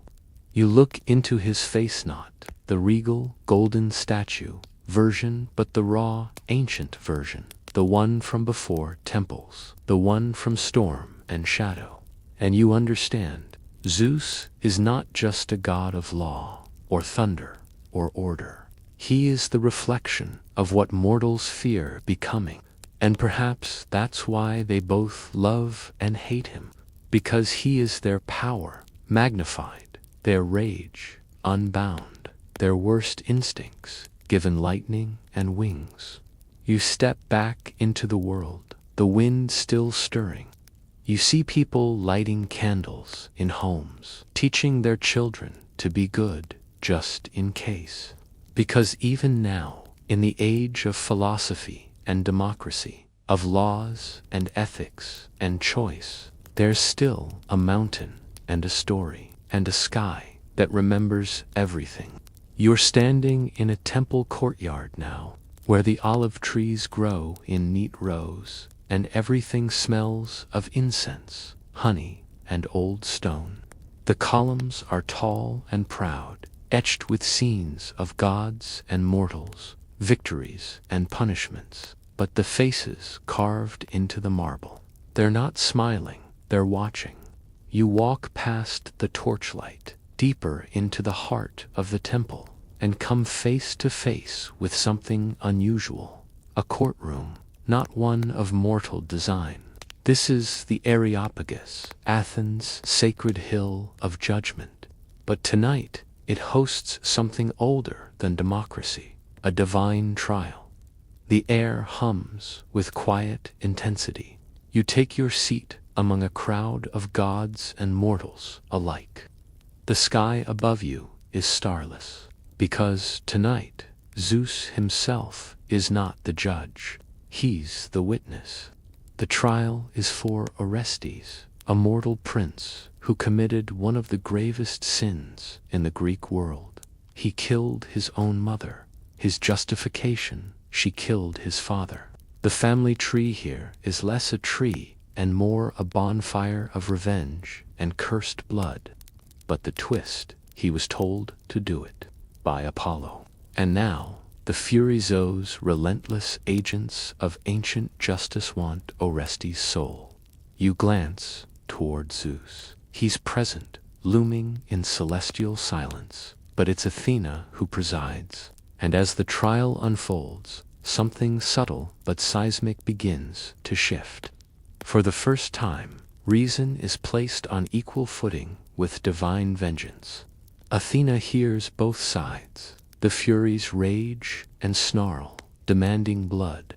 Apollo defends Orestes with cold logic and divine command, and the verdict, tied. Athena casts the deciding vote acquittal. The Furies scream, threatened with irrelevance. But Athena, clever as ever, negotiates. She gives them a new name, the Eumenides, or kindly ones. She gives them a new role, not as punishers, but as protectors of justice. You blink. Did you just witness the end of divine revenge culture? Yes and no. Because while the trial elevates logic, Zeus's shadow still lingers. He didn't interfere, but his presence shaped everything. His silence carried weight. It's a reminder, even when he isn't deciding, he's influencing. Historians still argue whether this myth marks the symbolic shift from tribal vengeance to legal institutions when Athens became the poster child for rational law over primal blood debt, the origin of courtroom justice, or just clever propaganda with lightning in the background, a quirky detail. The Areopagus was a real place where murder trials were held, and its very name means Hill of Ares, supposedly where Ares himself was tried for the murder of Poseidon's son. And beneath all that marble, all that myth, mortals start to feel a strange new feeling. Power. Not lightning in the sky, power, but the kind that says, we can decide, we can shape justice, we can stand before the gods and argue our case, and sometimes win. You walk through Athens now, through colonnades and bustling markets. People debate more openly, question more boldly. And while the temples are still full, the tone is changing. Less desperation, more negotiation. And Zeus, he watches, unamused, because he's beginning to sense the shift. Not outright rebellion, but a slipping grip, A god doesn't need everyone to stop believing at once. He just needs them to start asking questions. And in courtrooms, in classrooms, in quiet corners of the city, that's exactly what's happening. You glance up at the sky. No thunderbolt tonight. No booming voice. Just silence. Thoughtful. Tense. Zeus isn't gone. He's recalculating. Because the people below no longer accept that power equals righteousness. That might makes right. They've tasted another system. One where truth can speak back to thunder. And even the king of gods knows that's dangerous. You find yourself at sea now, rocking gently in a wooden vessel bound for nowhere in particular. The sail flaps overhead, seagulls cry in the distance, and the air smells like salt, sweat, and unresolved tension. Across from you sits a man with eyes like storm clouds, quiet, thoughtful, and absolutely done with the gods. His name is Odysseus. You already know this story, or at least the headlines. Hero of the Trojan War, builder of the Trojan horse, survivor of monsters, storms, and seductions. But behind all that myth, behind the clever tricks and bloody battles, is a man trying to get home and a god doing everything he can to stop him. That god is Zeus. You'd think Zeus would want Odysseus to succeed. After all, the war's over, the offerings have been made, and the man's just trying to get back to his wife and kid. But no, Zeus doesn't make anything easy. He delegates. And that's where Poseidon comes in. You feel the sea shift beneath you, not a wave of sentiment. See, Odysseus blinded Poseidon's son. The Cyclops, Polyphemus, and Poseidon has held a grudge ever since. And Zeus, he lets it play out. Maybe out of respect, maybe to teach a lesson, or maybe because he enjoys the drama. For 10 long years, Odysseus is tossed between islands, imprisoned by goddesses, nearly drowned, nearly eaten, and very nearly forgotten. At every turn, he's either aided or punished by the gods, but rarely by Zeus himself. That's what makes this so fascinating. Zeus appears throughout the Odyssey, but mostly as an unseen force. He sends storms, he sinks ships, he punishes hubris, but he also grants mercy, occasionally when it suits him. Historians still argue whether Zeus's behavior in the epic is truly arbitrary, or whether he represents the natural order of Phaeton, predictable, sometimes cruel, but always necessary. Is he punishing Odysseus, or just reminding him that no mortal, no matter how clever, is ever really in control? You drift past the island of the Lotus Eaters now, where men forget their homes, past Circe's Isle, where men forget their shape, and finally, past Calypso's shore, where Odysseus nearly forgets himself 7 years, trapped in paradise, with a goddess who loves him and offers immortality. And it's only then, after all that time, that Zeus finally intervenes. At Athena's urging, Zeus sends Hermes to free Odysseus, just like that. After a decade of silence, a divine telegram. You can't help but notice the pattern. Zeus doesn't step in to prevent suffering. He steps in to end it just in time to maintain his image. Like a boss who ignores your emails until the deadline's tomorrow, then shows up smiling. A quirky detail. In some early versions of the myth, Odysseus may have actually died at sea. The idea that he returned at all, that was a gift, perhaps from Zeus, or perhaps from a culture desperate to believe in eventual justice. You watch as Odysseus finally reaches Ithaca, dirty, disguised, and dog-tired. He slaughters the suitors who plagued his home. He reclaims his throne, but he does it without thanks to Olympus. without song, just grit, just mortal strength. And in that silence, you hear something. Zeus fears independence. Odysseus is the first mortal hero to survive everything and still come home mortal. Not apotheosized, not turned into a constellation, not tragically punished, just home. You walk beside him now as he strolls through his vineyard, older and quieter, a man who's seen the worst of both gods and men.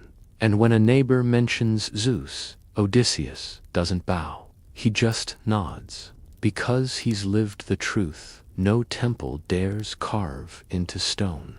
Sometimes the gods are the storm, and sometimes they're just watching it. You're in the countryside now, far from the temples and battlefields and thunderclouds. The air is gentler, here filled with the sounds of sheep bells, running brooks, and wind nudging olive branches. You pass simple homes, smell bread baking, and see children chasing each other, barefoot through dust. It's peaceful, honest, and that makes what's coming sting a little more. You stop at the edge of a field where a small altar has been built from stones and clay. Nothing grand, no ivory columns, just a place to whisper thanks to Zeus, to the sky, to whatever power might keep the crops alive. A farmer kneels beside you, murmuring a prayer. He's not asking for riches or favor, just rain, just enough to keep his family fed. But the sky stays dry.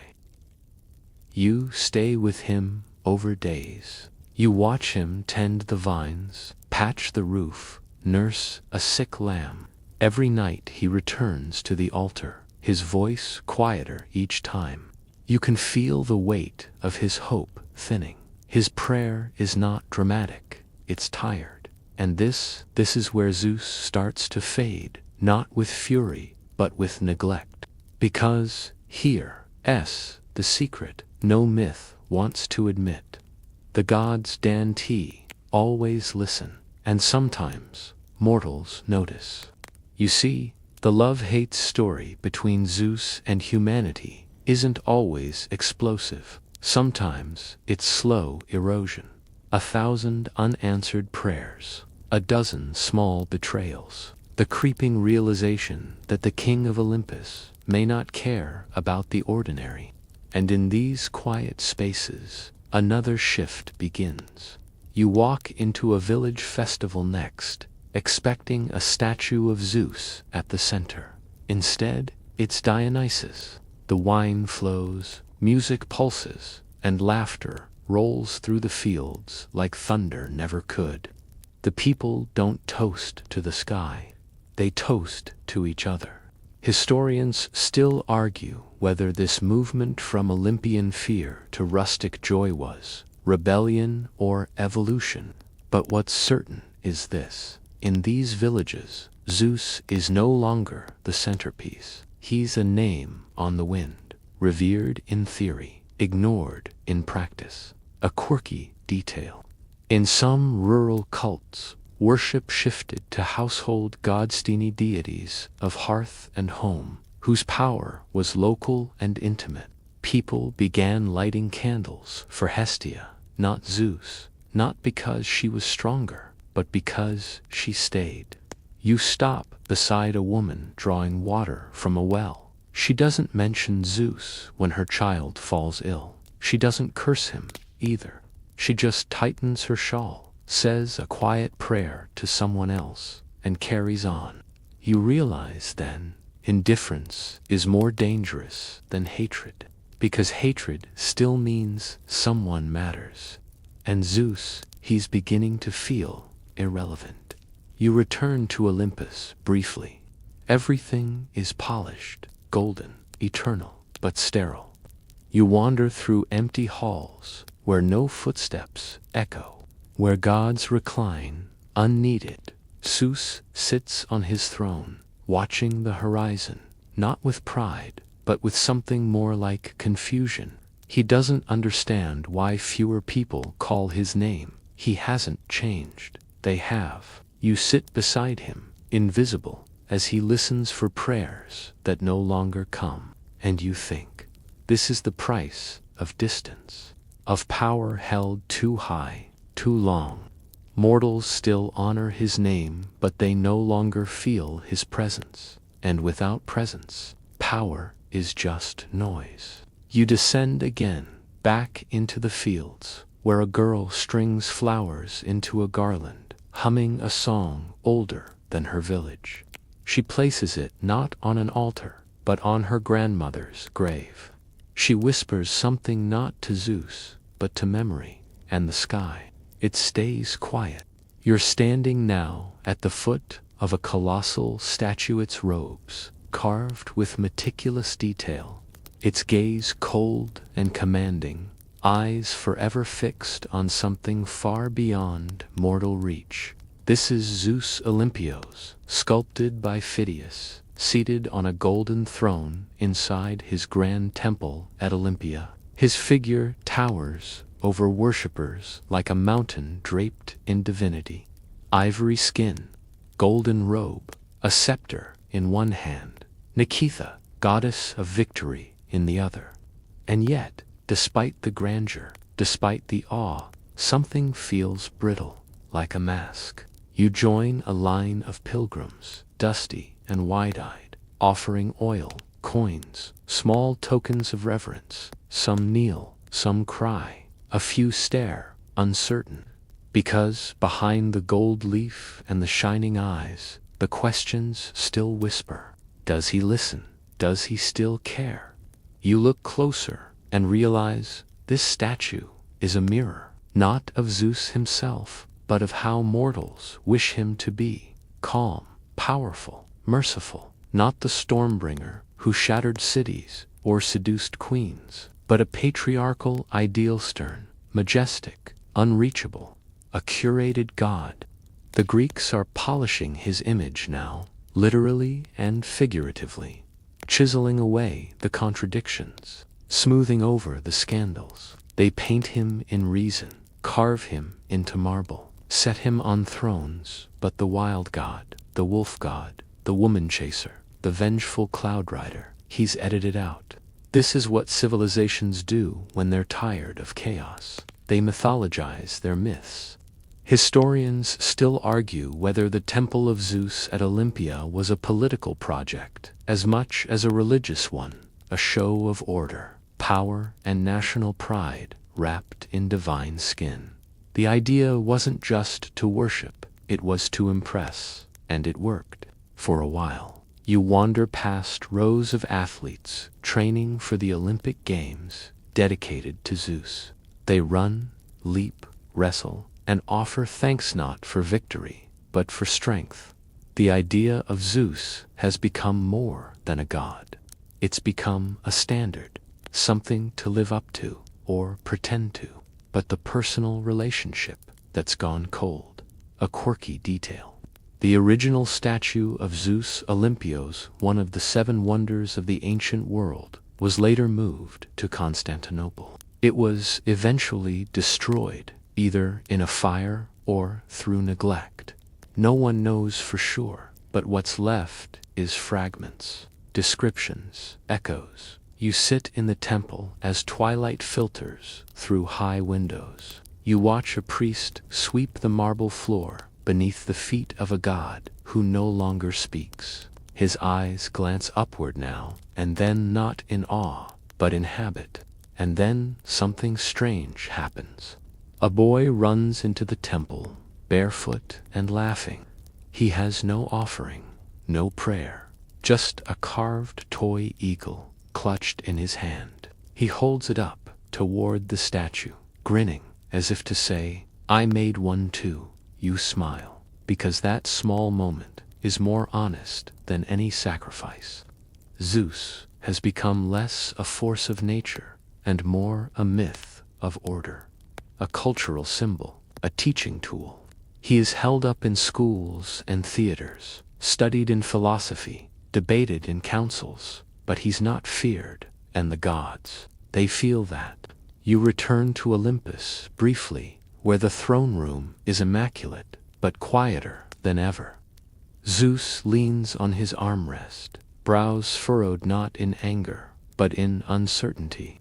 His statues are everywhere, his name etched into stone, but his presence fading, because mortals have learned to mimic his image.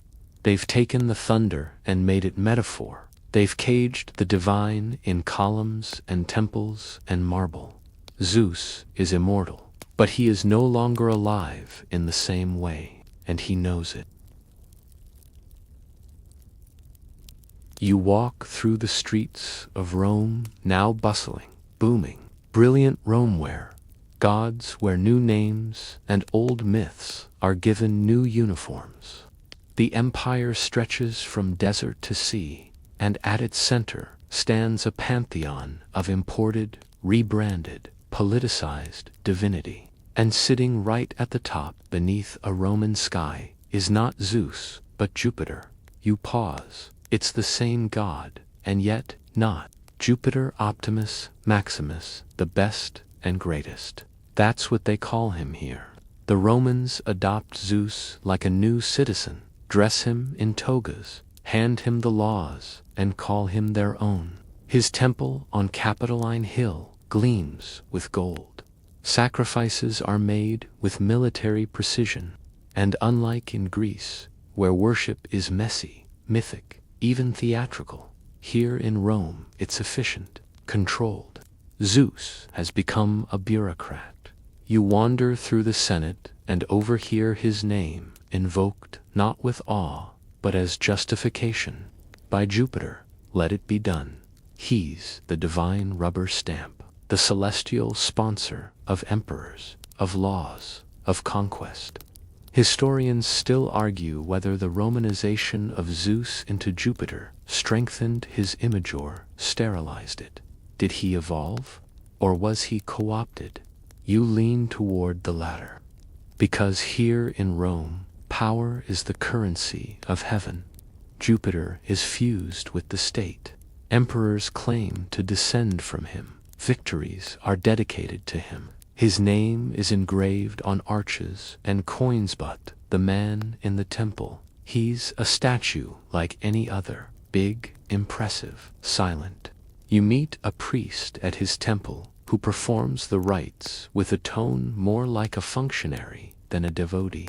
He tells you, as he adjusts his spotless robes, Jupiter keeps the world in order, not because we love him, but because we must obey him. That's chilling. You pass by a triumphal parade where a general rides in golden armor, whispering memento mori to himself as crowds scream his name. He raises his arms to Jupiter's temple, and the people cheer. But not for the god, for the man. You begin to understand. Zeus Jupiter is no longer the thundercloud over humanity. He's become the system, a convenient myth repurposed to serve emperors, a throne sitter with no real voice, invoked only when power needs justification, and the people, they've grown distant. Their real prayers are whispered to household spirits, fertility deities, saints in waiting, because while Jupiter thunders from Capitoline Hill, he no longer listens. A quirky detail. In Roman practice, augurs would observe the behavior of birds to interpret Jupiter's will. Not because they thought the god actually sent birds, but because divination had become ritual theater. The outcome was often decided in advance. The gods were a formality. You walk past a poor woman lighting a candle at a street shrine. It's not to Jupiter, it's to Fortuna, or to Mercury, or to someone unnamed. She doesn't even look toward the capital. And you realize the love-hate relationship is no longer passionate. It's become distant, administrative, a marriage of convenience. Back on Olympus, that's even the right name anymore. Zeus sits not alone, but unnoticed. His name echoes across an empire, but it's hollow. His temples are full, but only on holidays. His worship is loud, but lifeless. He has become a symbol, not a presence. You return to the streets of Rome, where the empire churns and conquers, rising on the backs of gods who have forgotten what intimacy felt like. And Zeus, he's still here, but he's speaking a language no one hears anymore.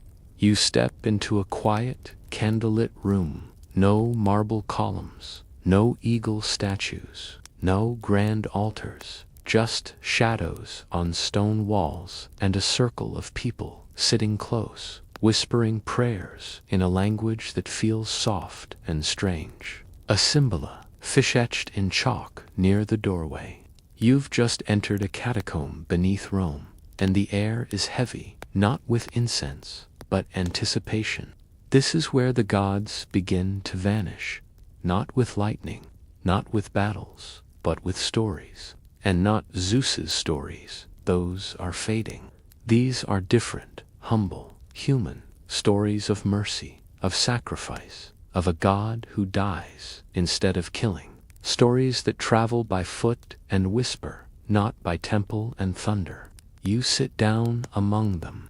A young woman reads aloud a tale of a man who calms the storm, not with a bolt from the sky, but with words. Someone else speaks of loving enemies, feeding the poor, turning the other cheek. The sky, god Jupiter, Zeus's, never mentioned. And that silence, it's louder than thunder, because suddenly, people are choosing another kind of power. Historians still argue whether the rise of Christianity was inevitable, or whether it was simply a well-timed spiritual rebellion against divine monarchy. But what's undeniable is this: Zeus's rule is no longer feared, it's ignored. You walk above ground now, through the Roman Forum. Statues of Jupiter remain, weathered but upright. But fewer people stop. Fewer offerings are made. The emperors still invoke him, still print his name on coins. But the people, they've shifted. And it's not just about belief, it's about relationship. Zeus demanded submission. This new god, he asks for love, for humility, for choice. You hear stories of martyrs now burned, torn, stoned not in Zeus's name, but in quiet defiance of his empire. And that's the rub. Jupiter doesn't just represent a deity now. He represents the old way, the system, the empire, and people are done with it. You sit beside a scholar in Alexandria who's trying to reconcile it all. Surely there's room for both, he says. Maybe Zeus was just one face of the divine. He scribbles theories in Greek and Latin, trying to keep the old gods alive through philosophy. But faith isn't just logic, it's momentum. And the momentum is shifting. A quirky detail. In the 4th century, the Emperor Constantine claims a vision, not from Jupiter, but from the Christian god. Soon after, Christianity becomes not only legal, but favored. The temples of Zeus are repurposed. Some are emptied, others are destroyed. You walk through Olympia again. The great temple still stands for now, but the statues are cracked, the roof crumbling. No athletes run, no offerings burn. Just ivy crawling up the walls, like time itself, reclaiming forgotten divinity. On Olympus, Zeus watches, still crowned, still seated, but eerily still. There are fewer clouds now, fewer storms, not because he's grown merciful, but because he's being replaced, not slain, not dethroned, outgrown. You watch as a child walks past a roadside shrine. His mother points, explains, that was Zeus, the king of the old gods. He nods politely, but his eyes are elsewhere. On the cross, above a distant hill, that's when it hits you. Zeus was once everything. The sky, the law, the vengeance, the protection. But he never learned to be small, to be human. And so, when mortals needed not thunder, but comfort, not judgment, but compassion. They left, and he didn't follow. You're walking through ruins now, not majestic temples or preserved columns, ruins, blocks of once mighty stone strewn like broken promises across the grass. You pause beside a toppled statue, his face worn smooth by time, Zeus or Jupiter. It's hard to tell anymore. His thunderbolt is missing. His gaze, once proud, is blank. You've arrived at the end of something. The temples are closing. The fires on the altars go out. And what's rising in their place? Isn't a new myth or a better god, but a complete redefinition of what power even means. It didn't happen overnight. After Constantine, the Christian church grew slowly, then all at once, and with it came a new empire. One not ruled from Olympus or Capitoline Hill, but from basilicas, from manuscripts, from quiet, absolute belief. Zeus, for all his glory, had demanded respect. This new order demanded conversion. You travel now through the Eastern Roman Empire, where whispers of the old gods still echo in market stalls and libraries. People still mutter Zeus's name when thunder cracks. Old farmers still pour wine on the ground before harvest, but it's habit, not worship, muscle memory, a ghost of reverence. Then the hammer falls. In 391 CE, Emperor Theodosius I issues the Edict of Thessalonica. Christianity becomes the state religion. Pagan rituals banned, sacrifices illegal, temples shut down or repurposed. And just like that, the King of Gods loses his kingdom. You find yourself in Athens, outside what was once the temple of Olympian Zeus, one of the largest ever built. Now it's empty. Its columns still stand, impossibly tall, but pigeons outnumber priests. No one kneels, no one chants. Ivy creeps up the stone, indifferent and patient. You hear footsteps behind you. A scholar, robes, dusty, eyes tired. We used to fear him, he says. Then we negotiated with him. Then we outgrew him. Now he shrugs. We forget him. He's not angry, just resigned. And that resignation is everywhere. Historians still argue whether the fall of the Olympian gods was due to theological superiority, political opportunism, or simple exhaustion. Maybe people were tired of the capricious thunder god. Maybe they longed for something more personal, something gentler, a quirky detail. In the 5th century, the philosopher Damascius visited the oracle at Delphi once, the heartbeat of Apollo's power, and heard only silence, no prophecies, no visions, just the echo of his own footsteps. According to legend, a final message came from the oracle herself. Tell the king, the fair-built hall has fallen. Apollo no longer has his house. You walk through Alexandria now as the great Serapeum burns, one of the last strongholds of pagan learning, destroyed by Christians who saw its statues as false idols. Among the wreckage, scrolls, maybe even stories of Zeus you'll never read. You try to find Zeus in this new world, in the back corners of shrines, in the muttered oaths of old men, but mostly you find him in memory, painted onto vases, carved into broken pediments, turned into metaphors by poets who dare not believe too openly. On Olympus, Olympus still exists. Zeus sits, surrounded by silence. The other gods have wandered off. Some still survive in stories. Aphrodite becomes beauty. Hermes becomes wit. Athena becomes wisdom. But Zeus doesn't become anything, because he was everything, and everything doesn't adapt. it just fades. You sit beside him once more as the wind brushes past the empty throne room. He doesn't speak, he doesn't rage. There's no final thunderbolt hurled at the heavens, just stillness. Maybe he understands. Maybe he always knew the love-hate story had to end, because gods don't die. Not really. They vanish in pieces first, from fear, then from worship, then from relevance, and eventually even from language. You walk through a library in Constantinople. A child asks a scribe who was Zeus. The scribe pauses, a sky god. Long ago. The child nods and moves on. No awe, no reverence, just a name in the dust.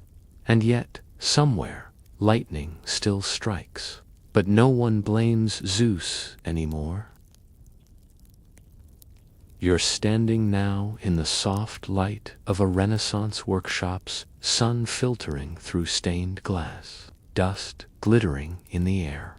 Behind you, a painter dips his brush in ochre, turning toward a vast canvas where mortals and gods swirl in vibrant chaos. You recognize a familiar face emerging in the center, muscular, bearded, crowned with thunder. Zeus, but he's different, not feared, not worshipped, admired. You've stepped into the rebirth of Zeus, not as a god, but as art. This is the Renaissance, where the old myths crawl back from exile, not to reclaim power, but to inspire it. Scholars dig through dusty scrolls, discovering Homer and Hesiod as if for the first time. Artists sculpt and paint the gods not to honor them, but to understand them. And in this reawakening, Zeus returns, not as ruler of Olympus, but as an allegory, a character, a symbol of something lost and beautiful.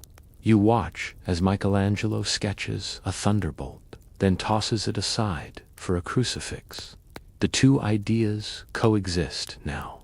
Zeus and Christ, Apollo and Mary, pagan and sacred, side by side in the artist's mind. It's a strange kind of resurrection. Historians still argue whether this revival of classical myth was a form of quiet rebellion against Christian dominance, or simply a nostalgic celebration of ancient thought. But the truth sits somewhere in between, because Zeus once so towering now becomes manageable. He's literature, sculpture, a part of human culture, not human destiny. You walk into a classroom in Florence. A professor reads from Ovid, retelling the story of Zeus and Europa. The students laugh, wince, question. No one kneels, no one fears. Zeus has become a lesson, a source of conversation, not command, a quirky detail.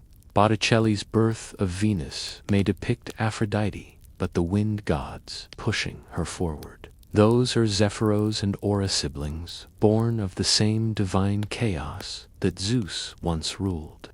Now they just blow gently across a seashell in a gallery. You stroll through Rome, and something hits you.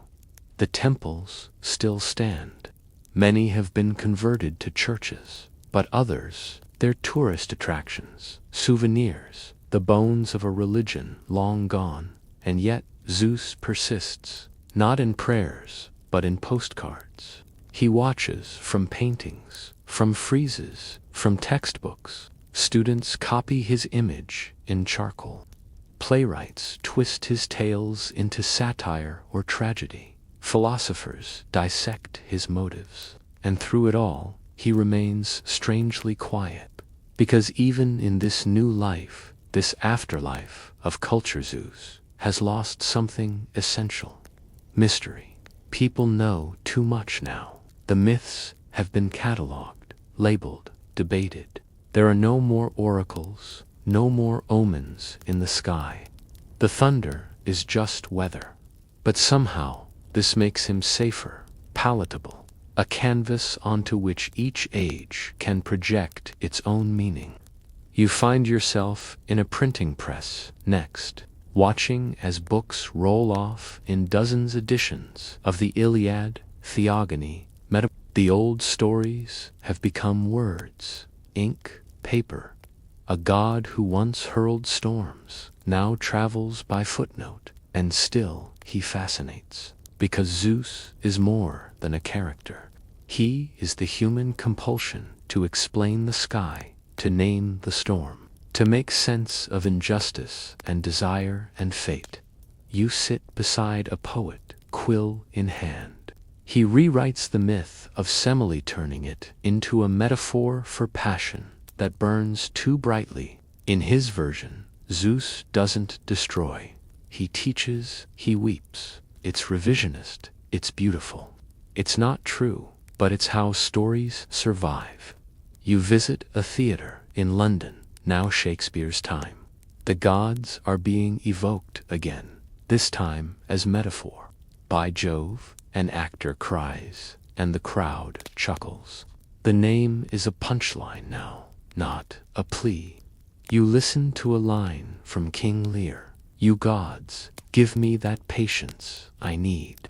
But it's rhetorical. No thunder follows. You realize that Zeus has gone from god to ghost to muse. And for a being who once demanded temples and sacrifices, this might seem like defeat. But look again. He's everywhere.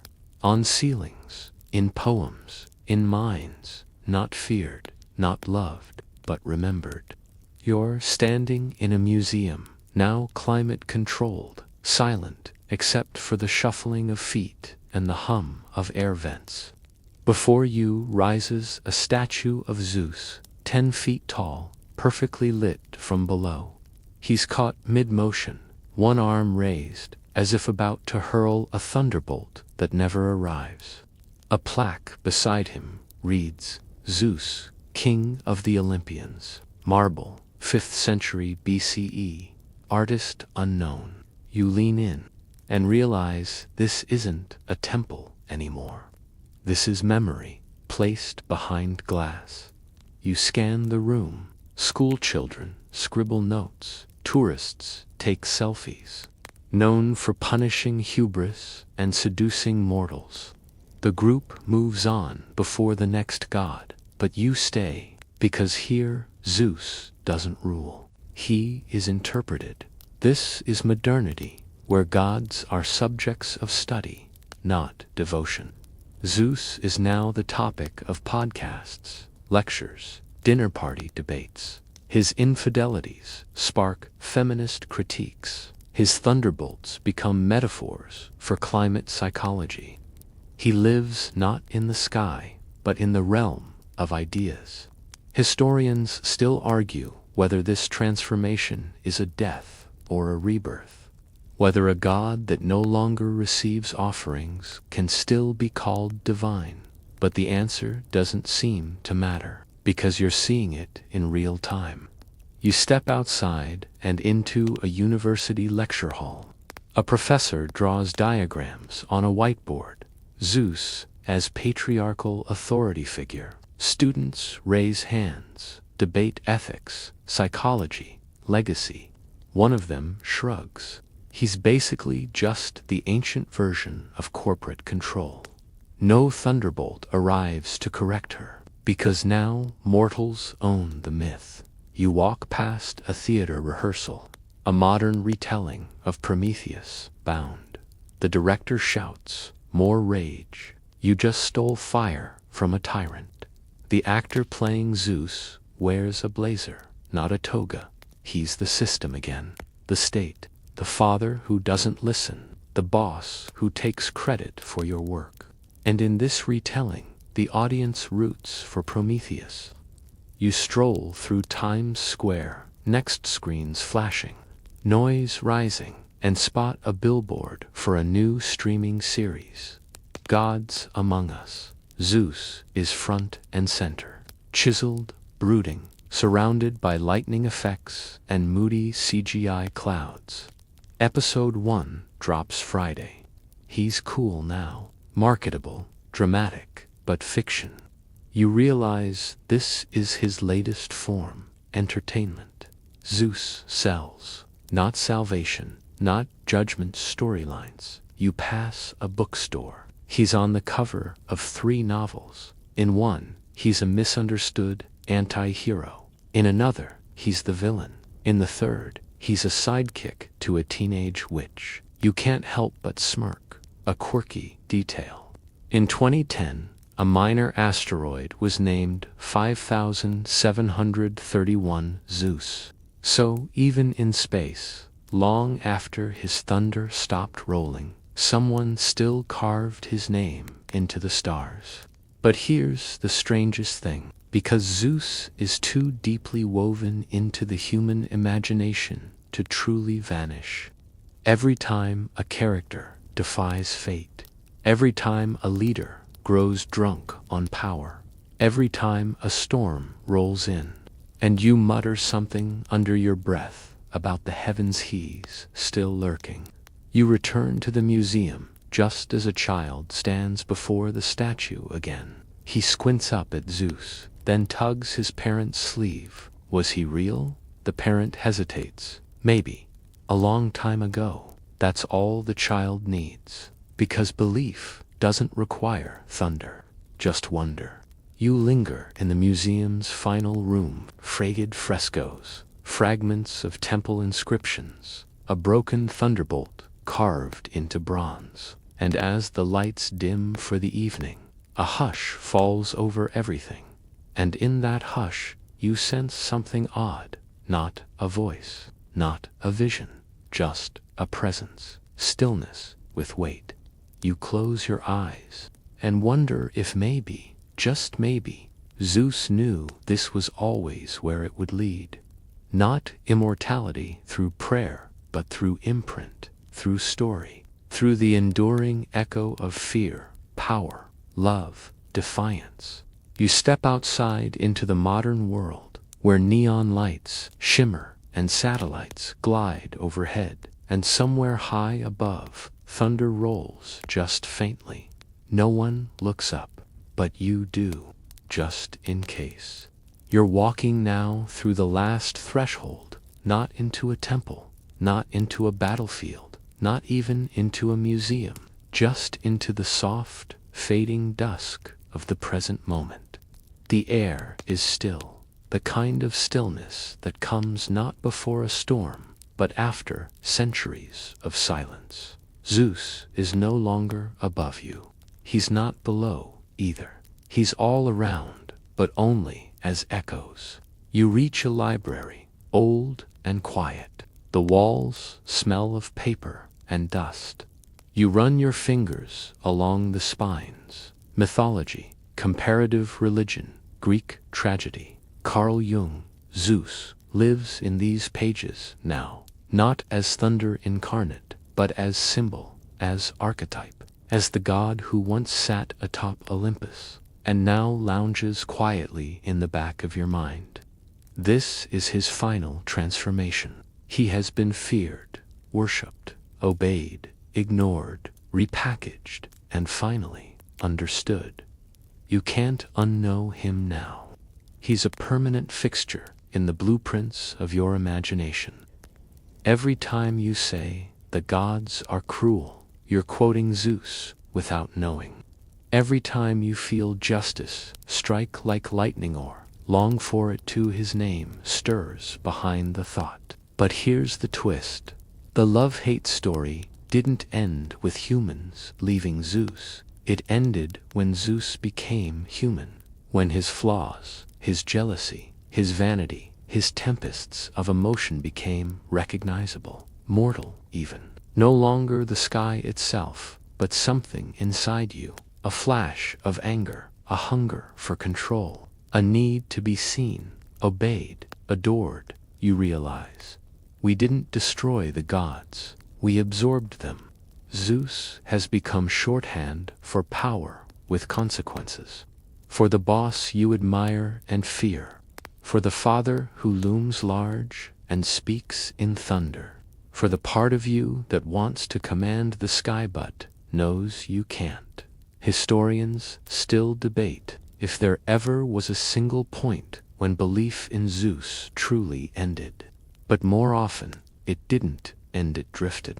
Like fog rolling back from a cliff, slowly revealing what was always there beneath. People, fumbling and mortal, inventing gods not just to explain the world, but to explain themselves. A quirky detail.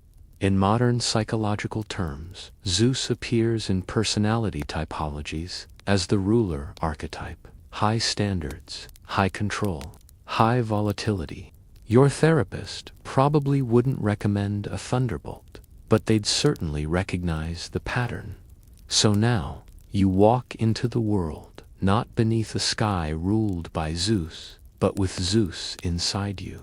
Not to worship, not to fear, but to recognize. He's the thunder you resist, and the throne you sometimes sit on.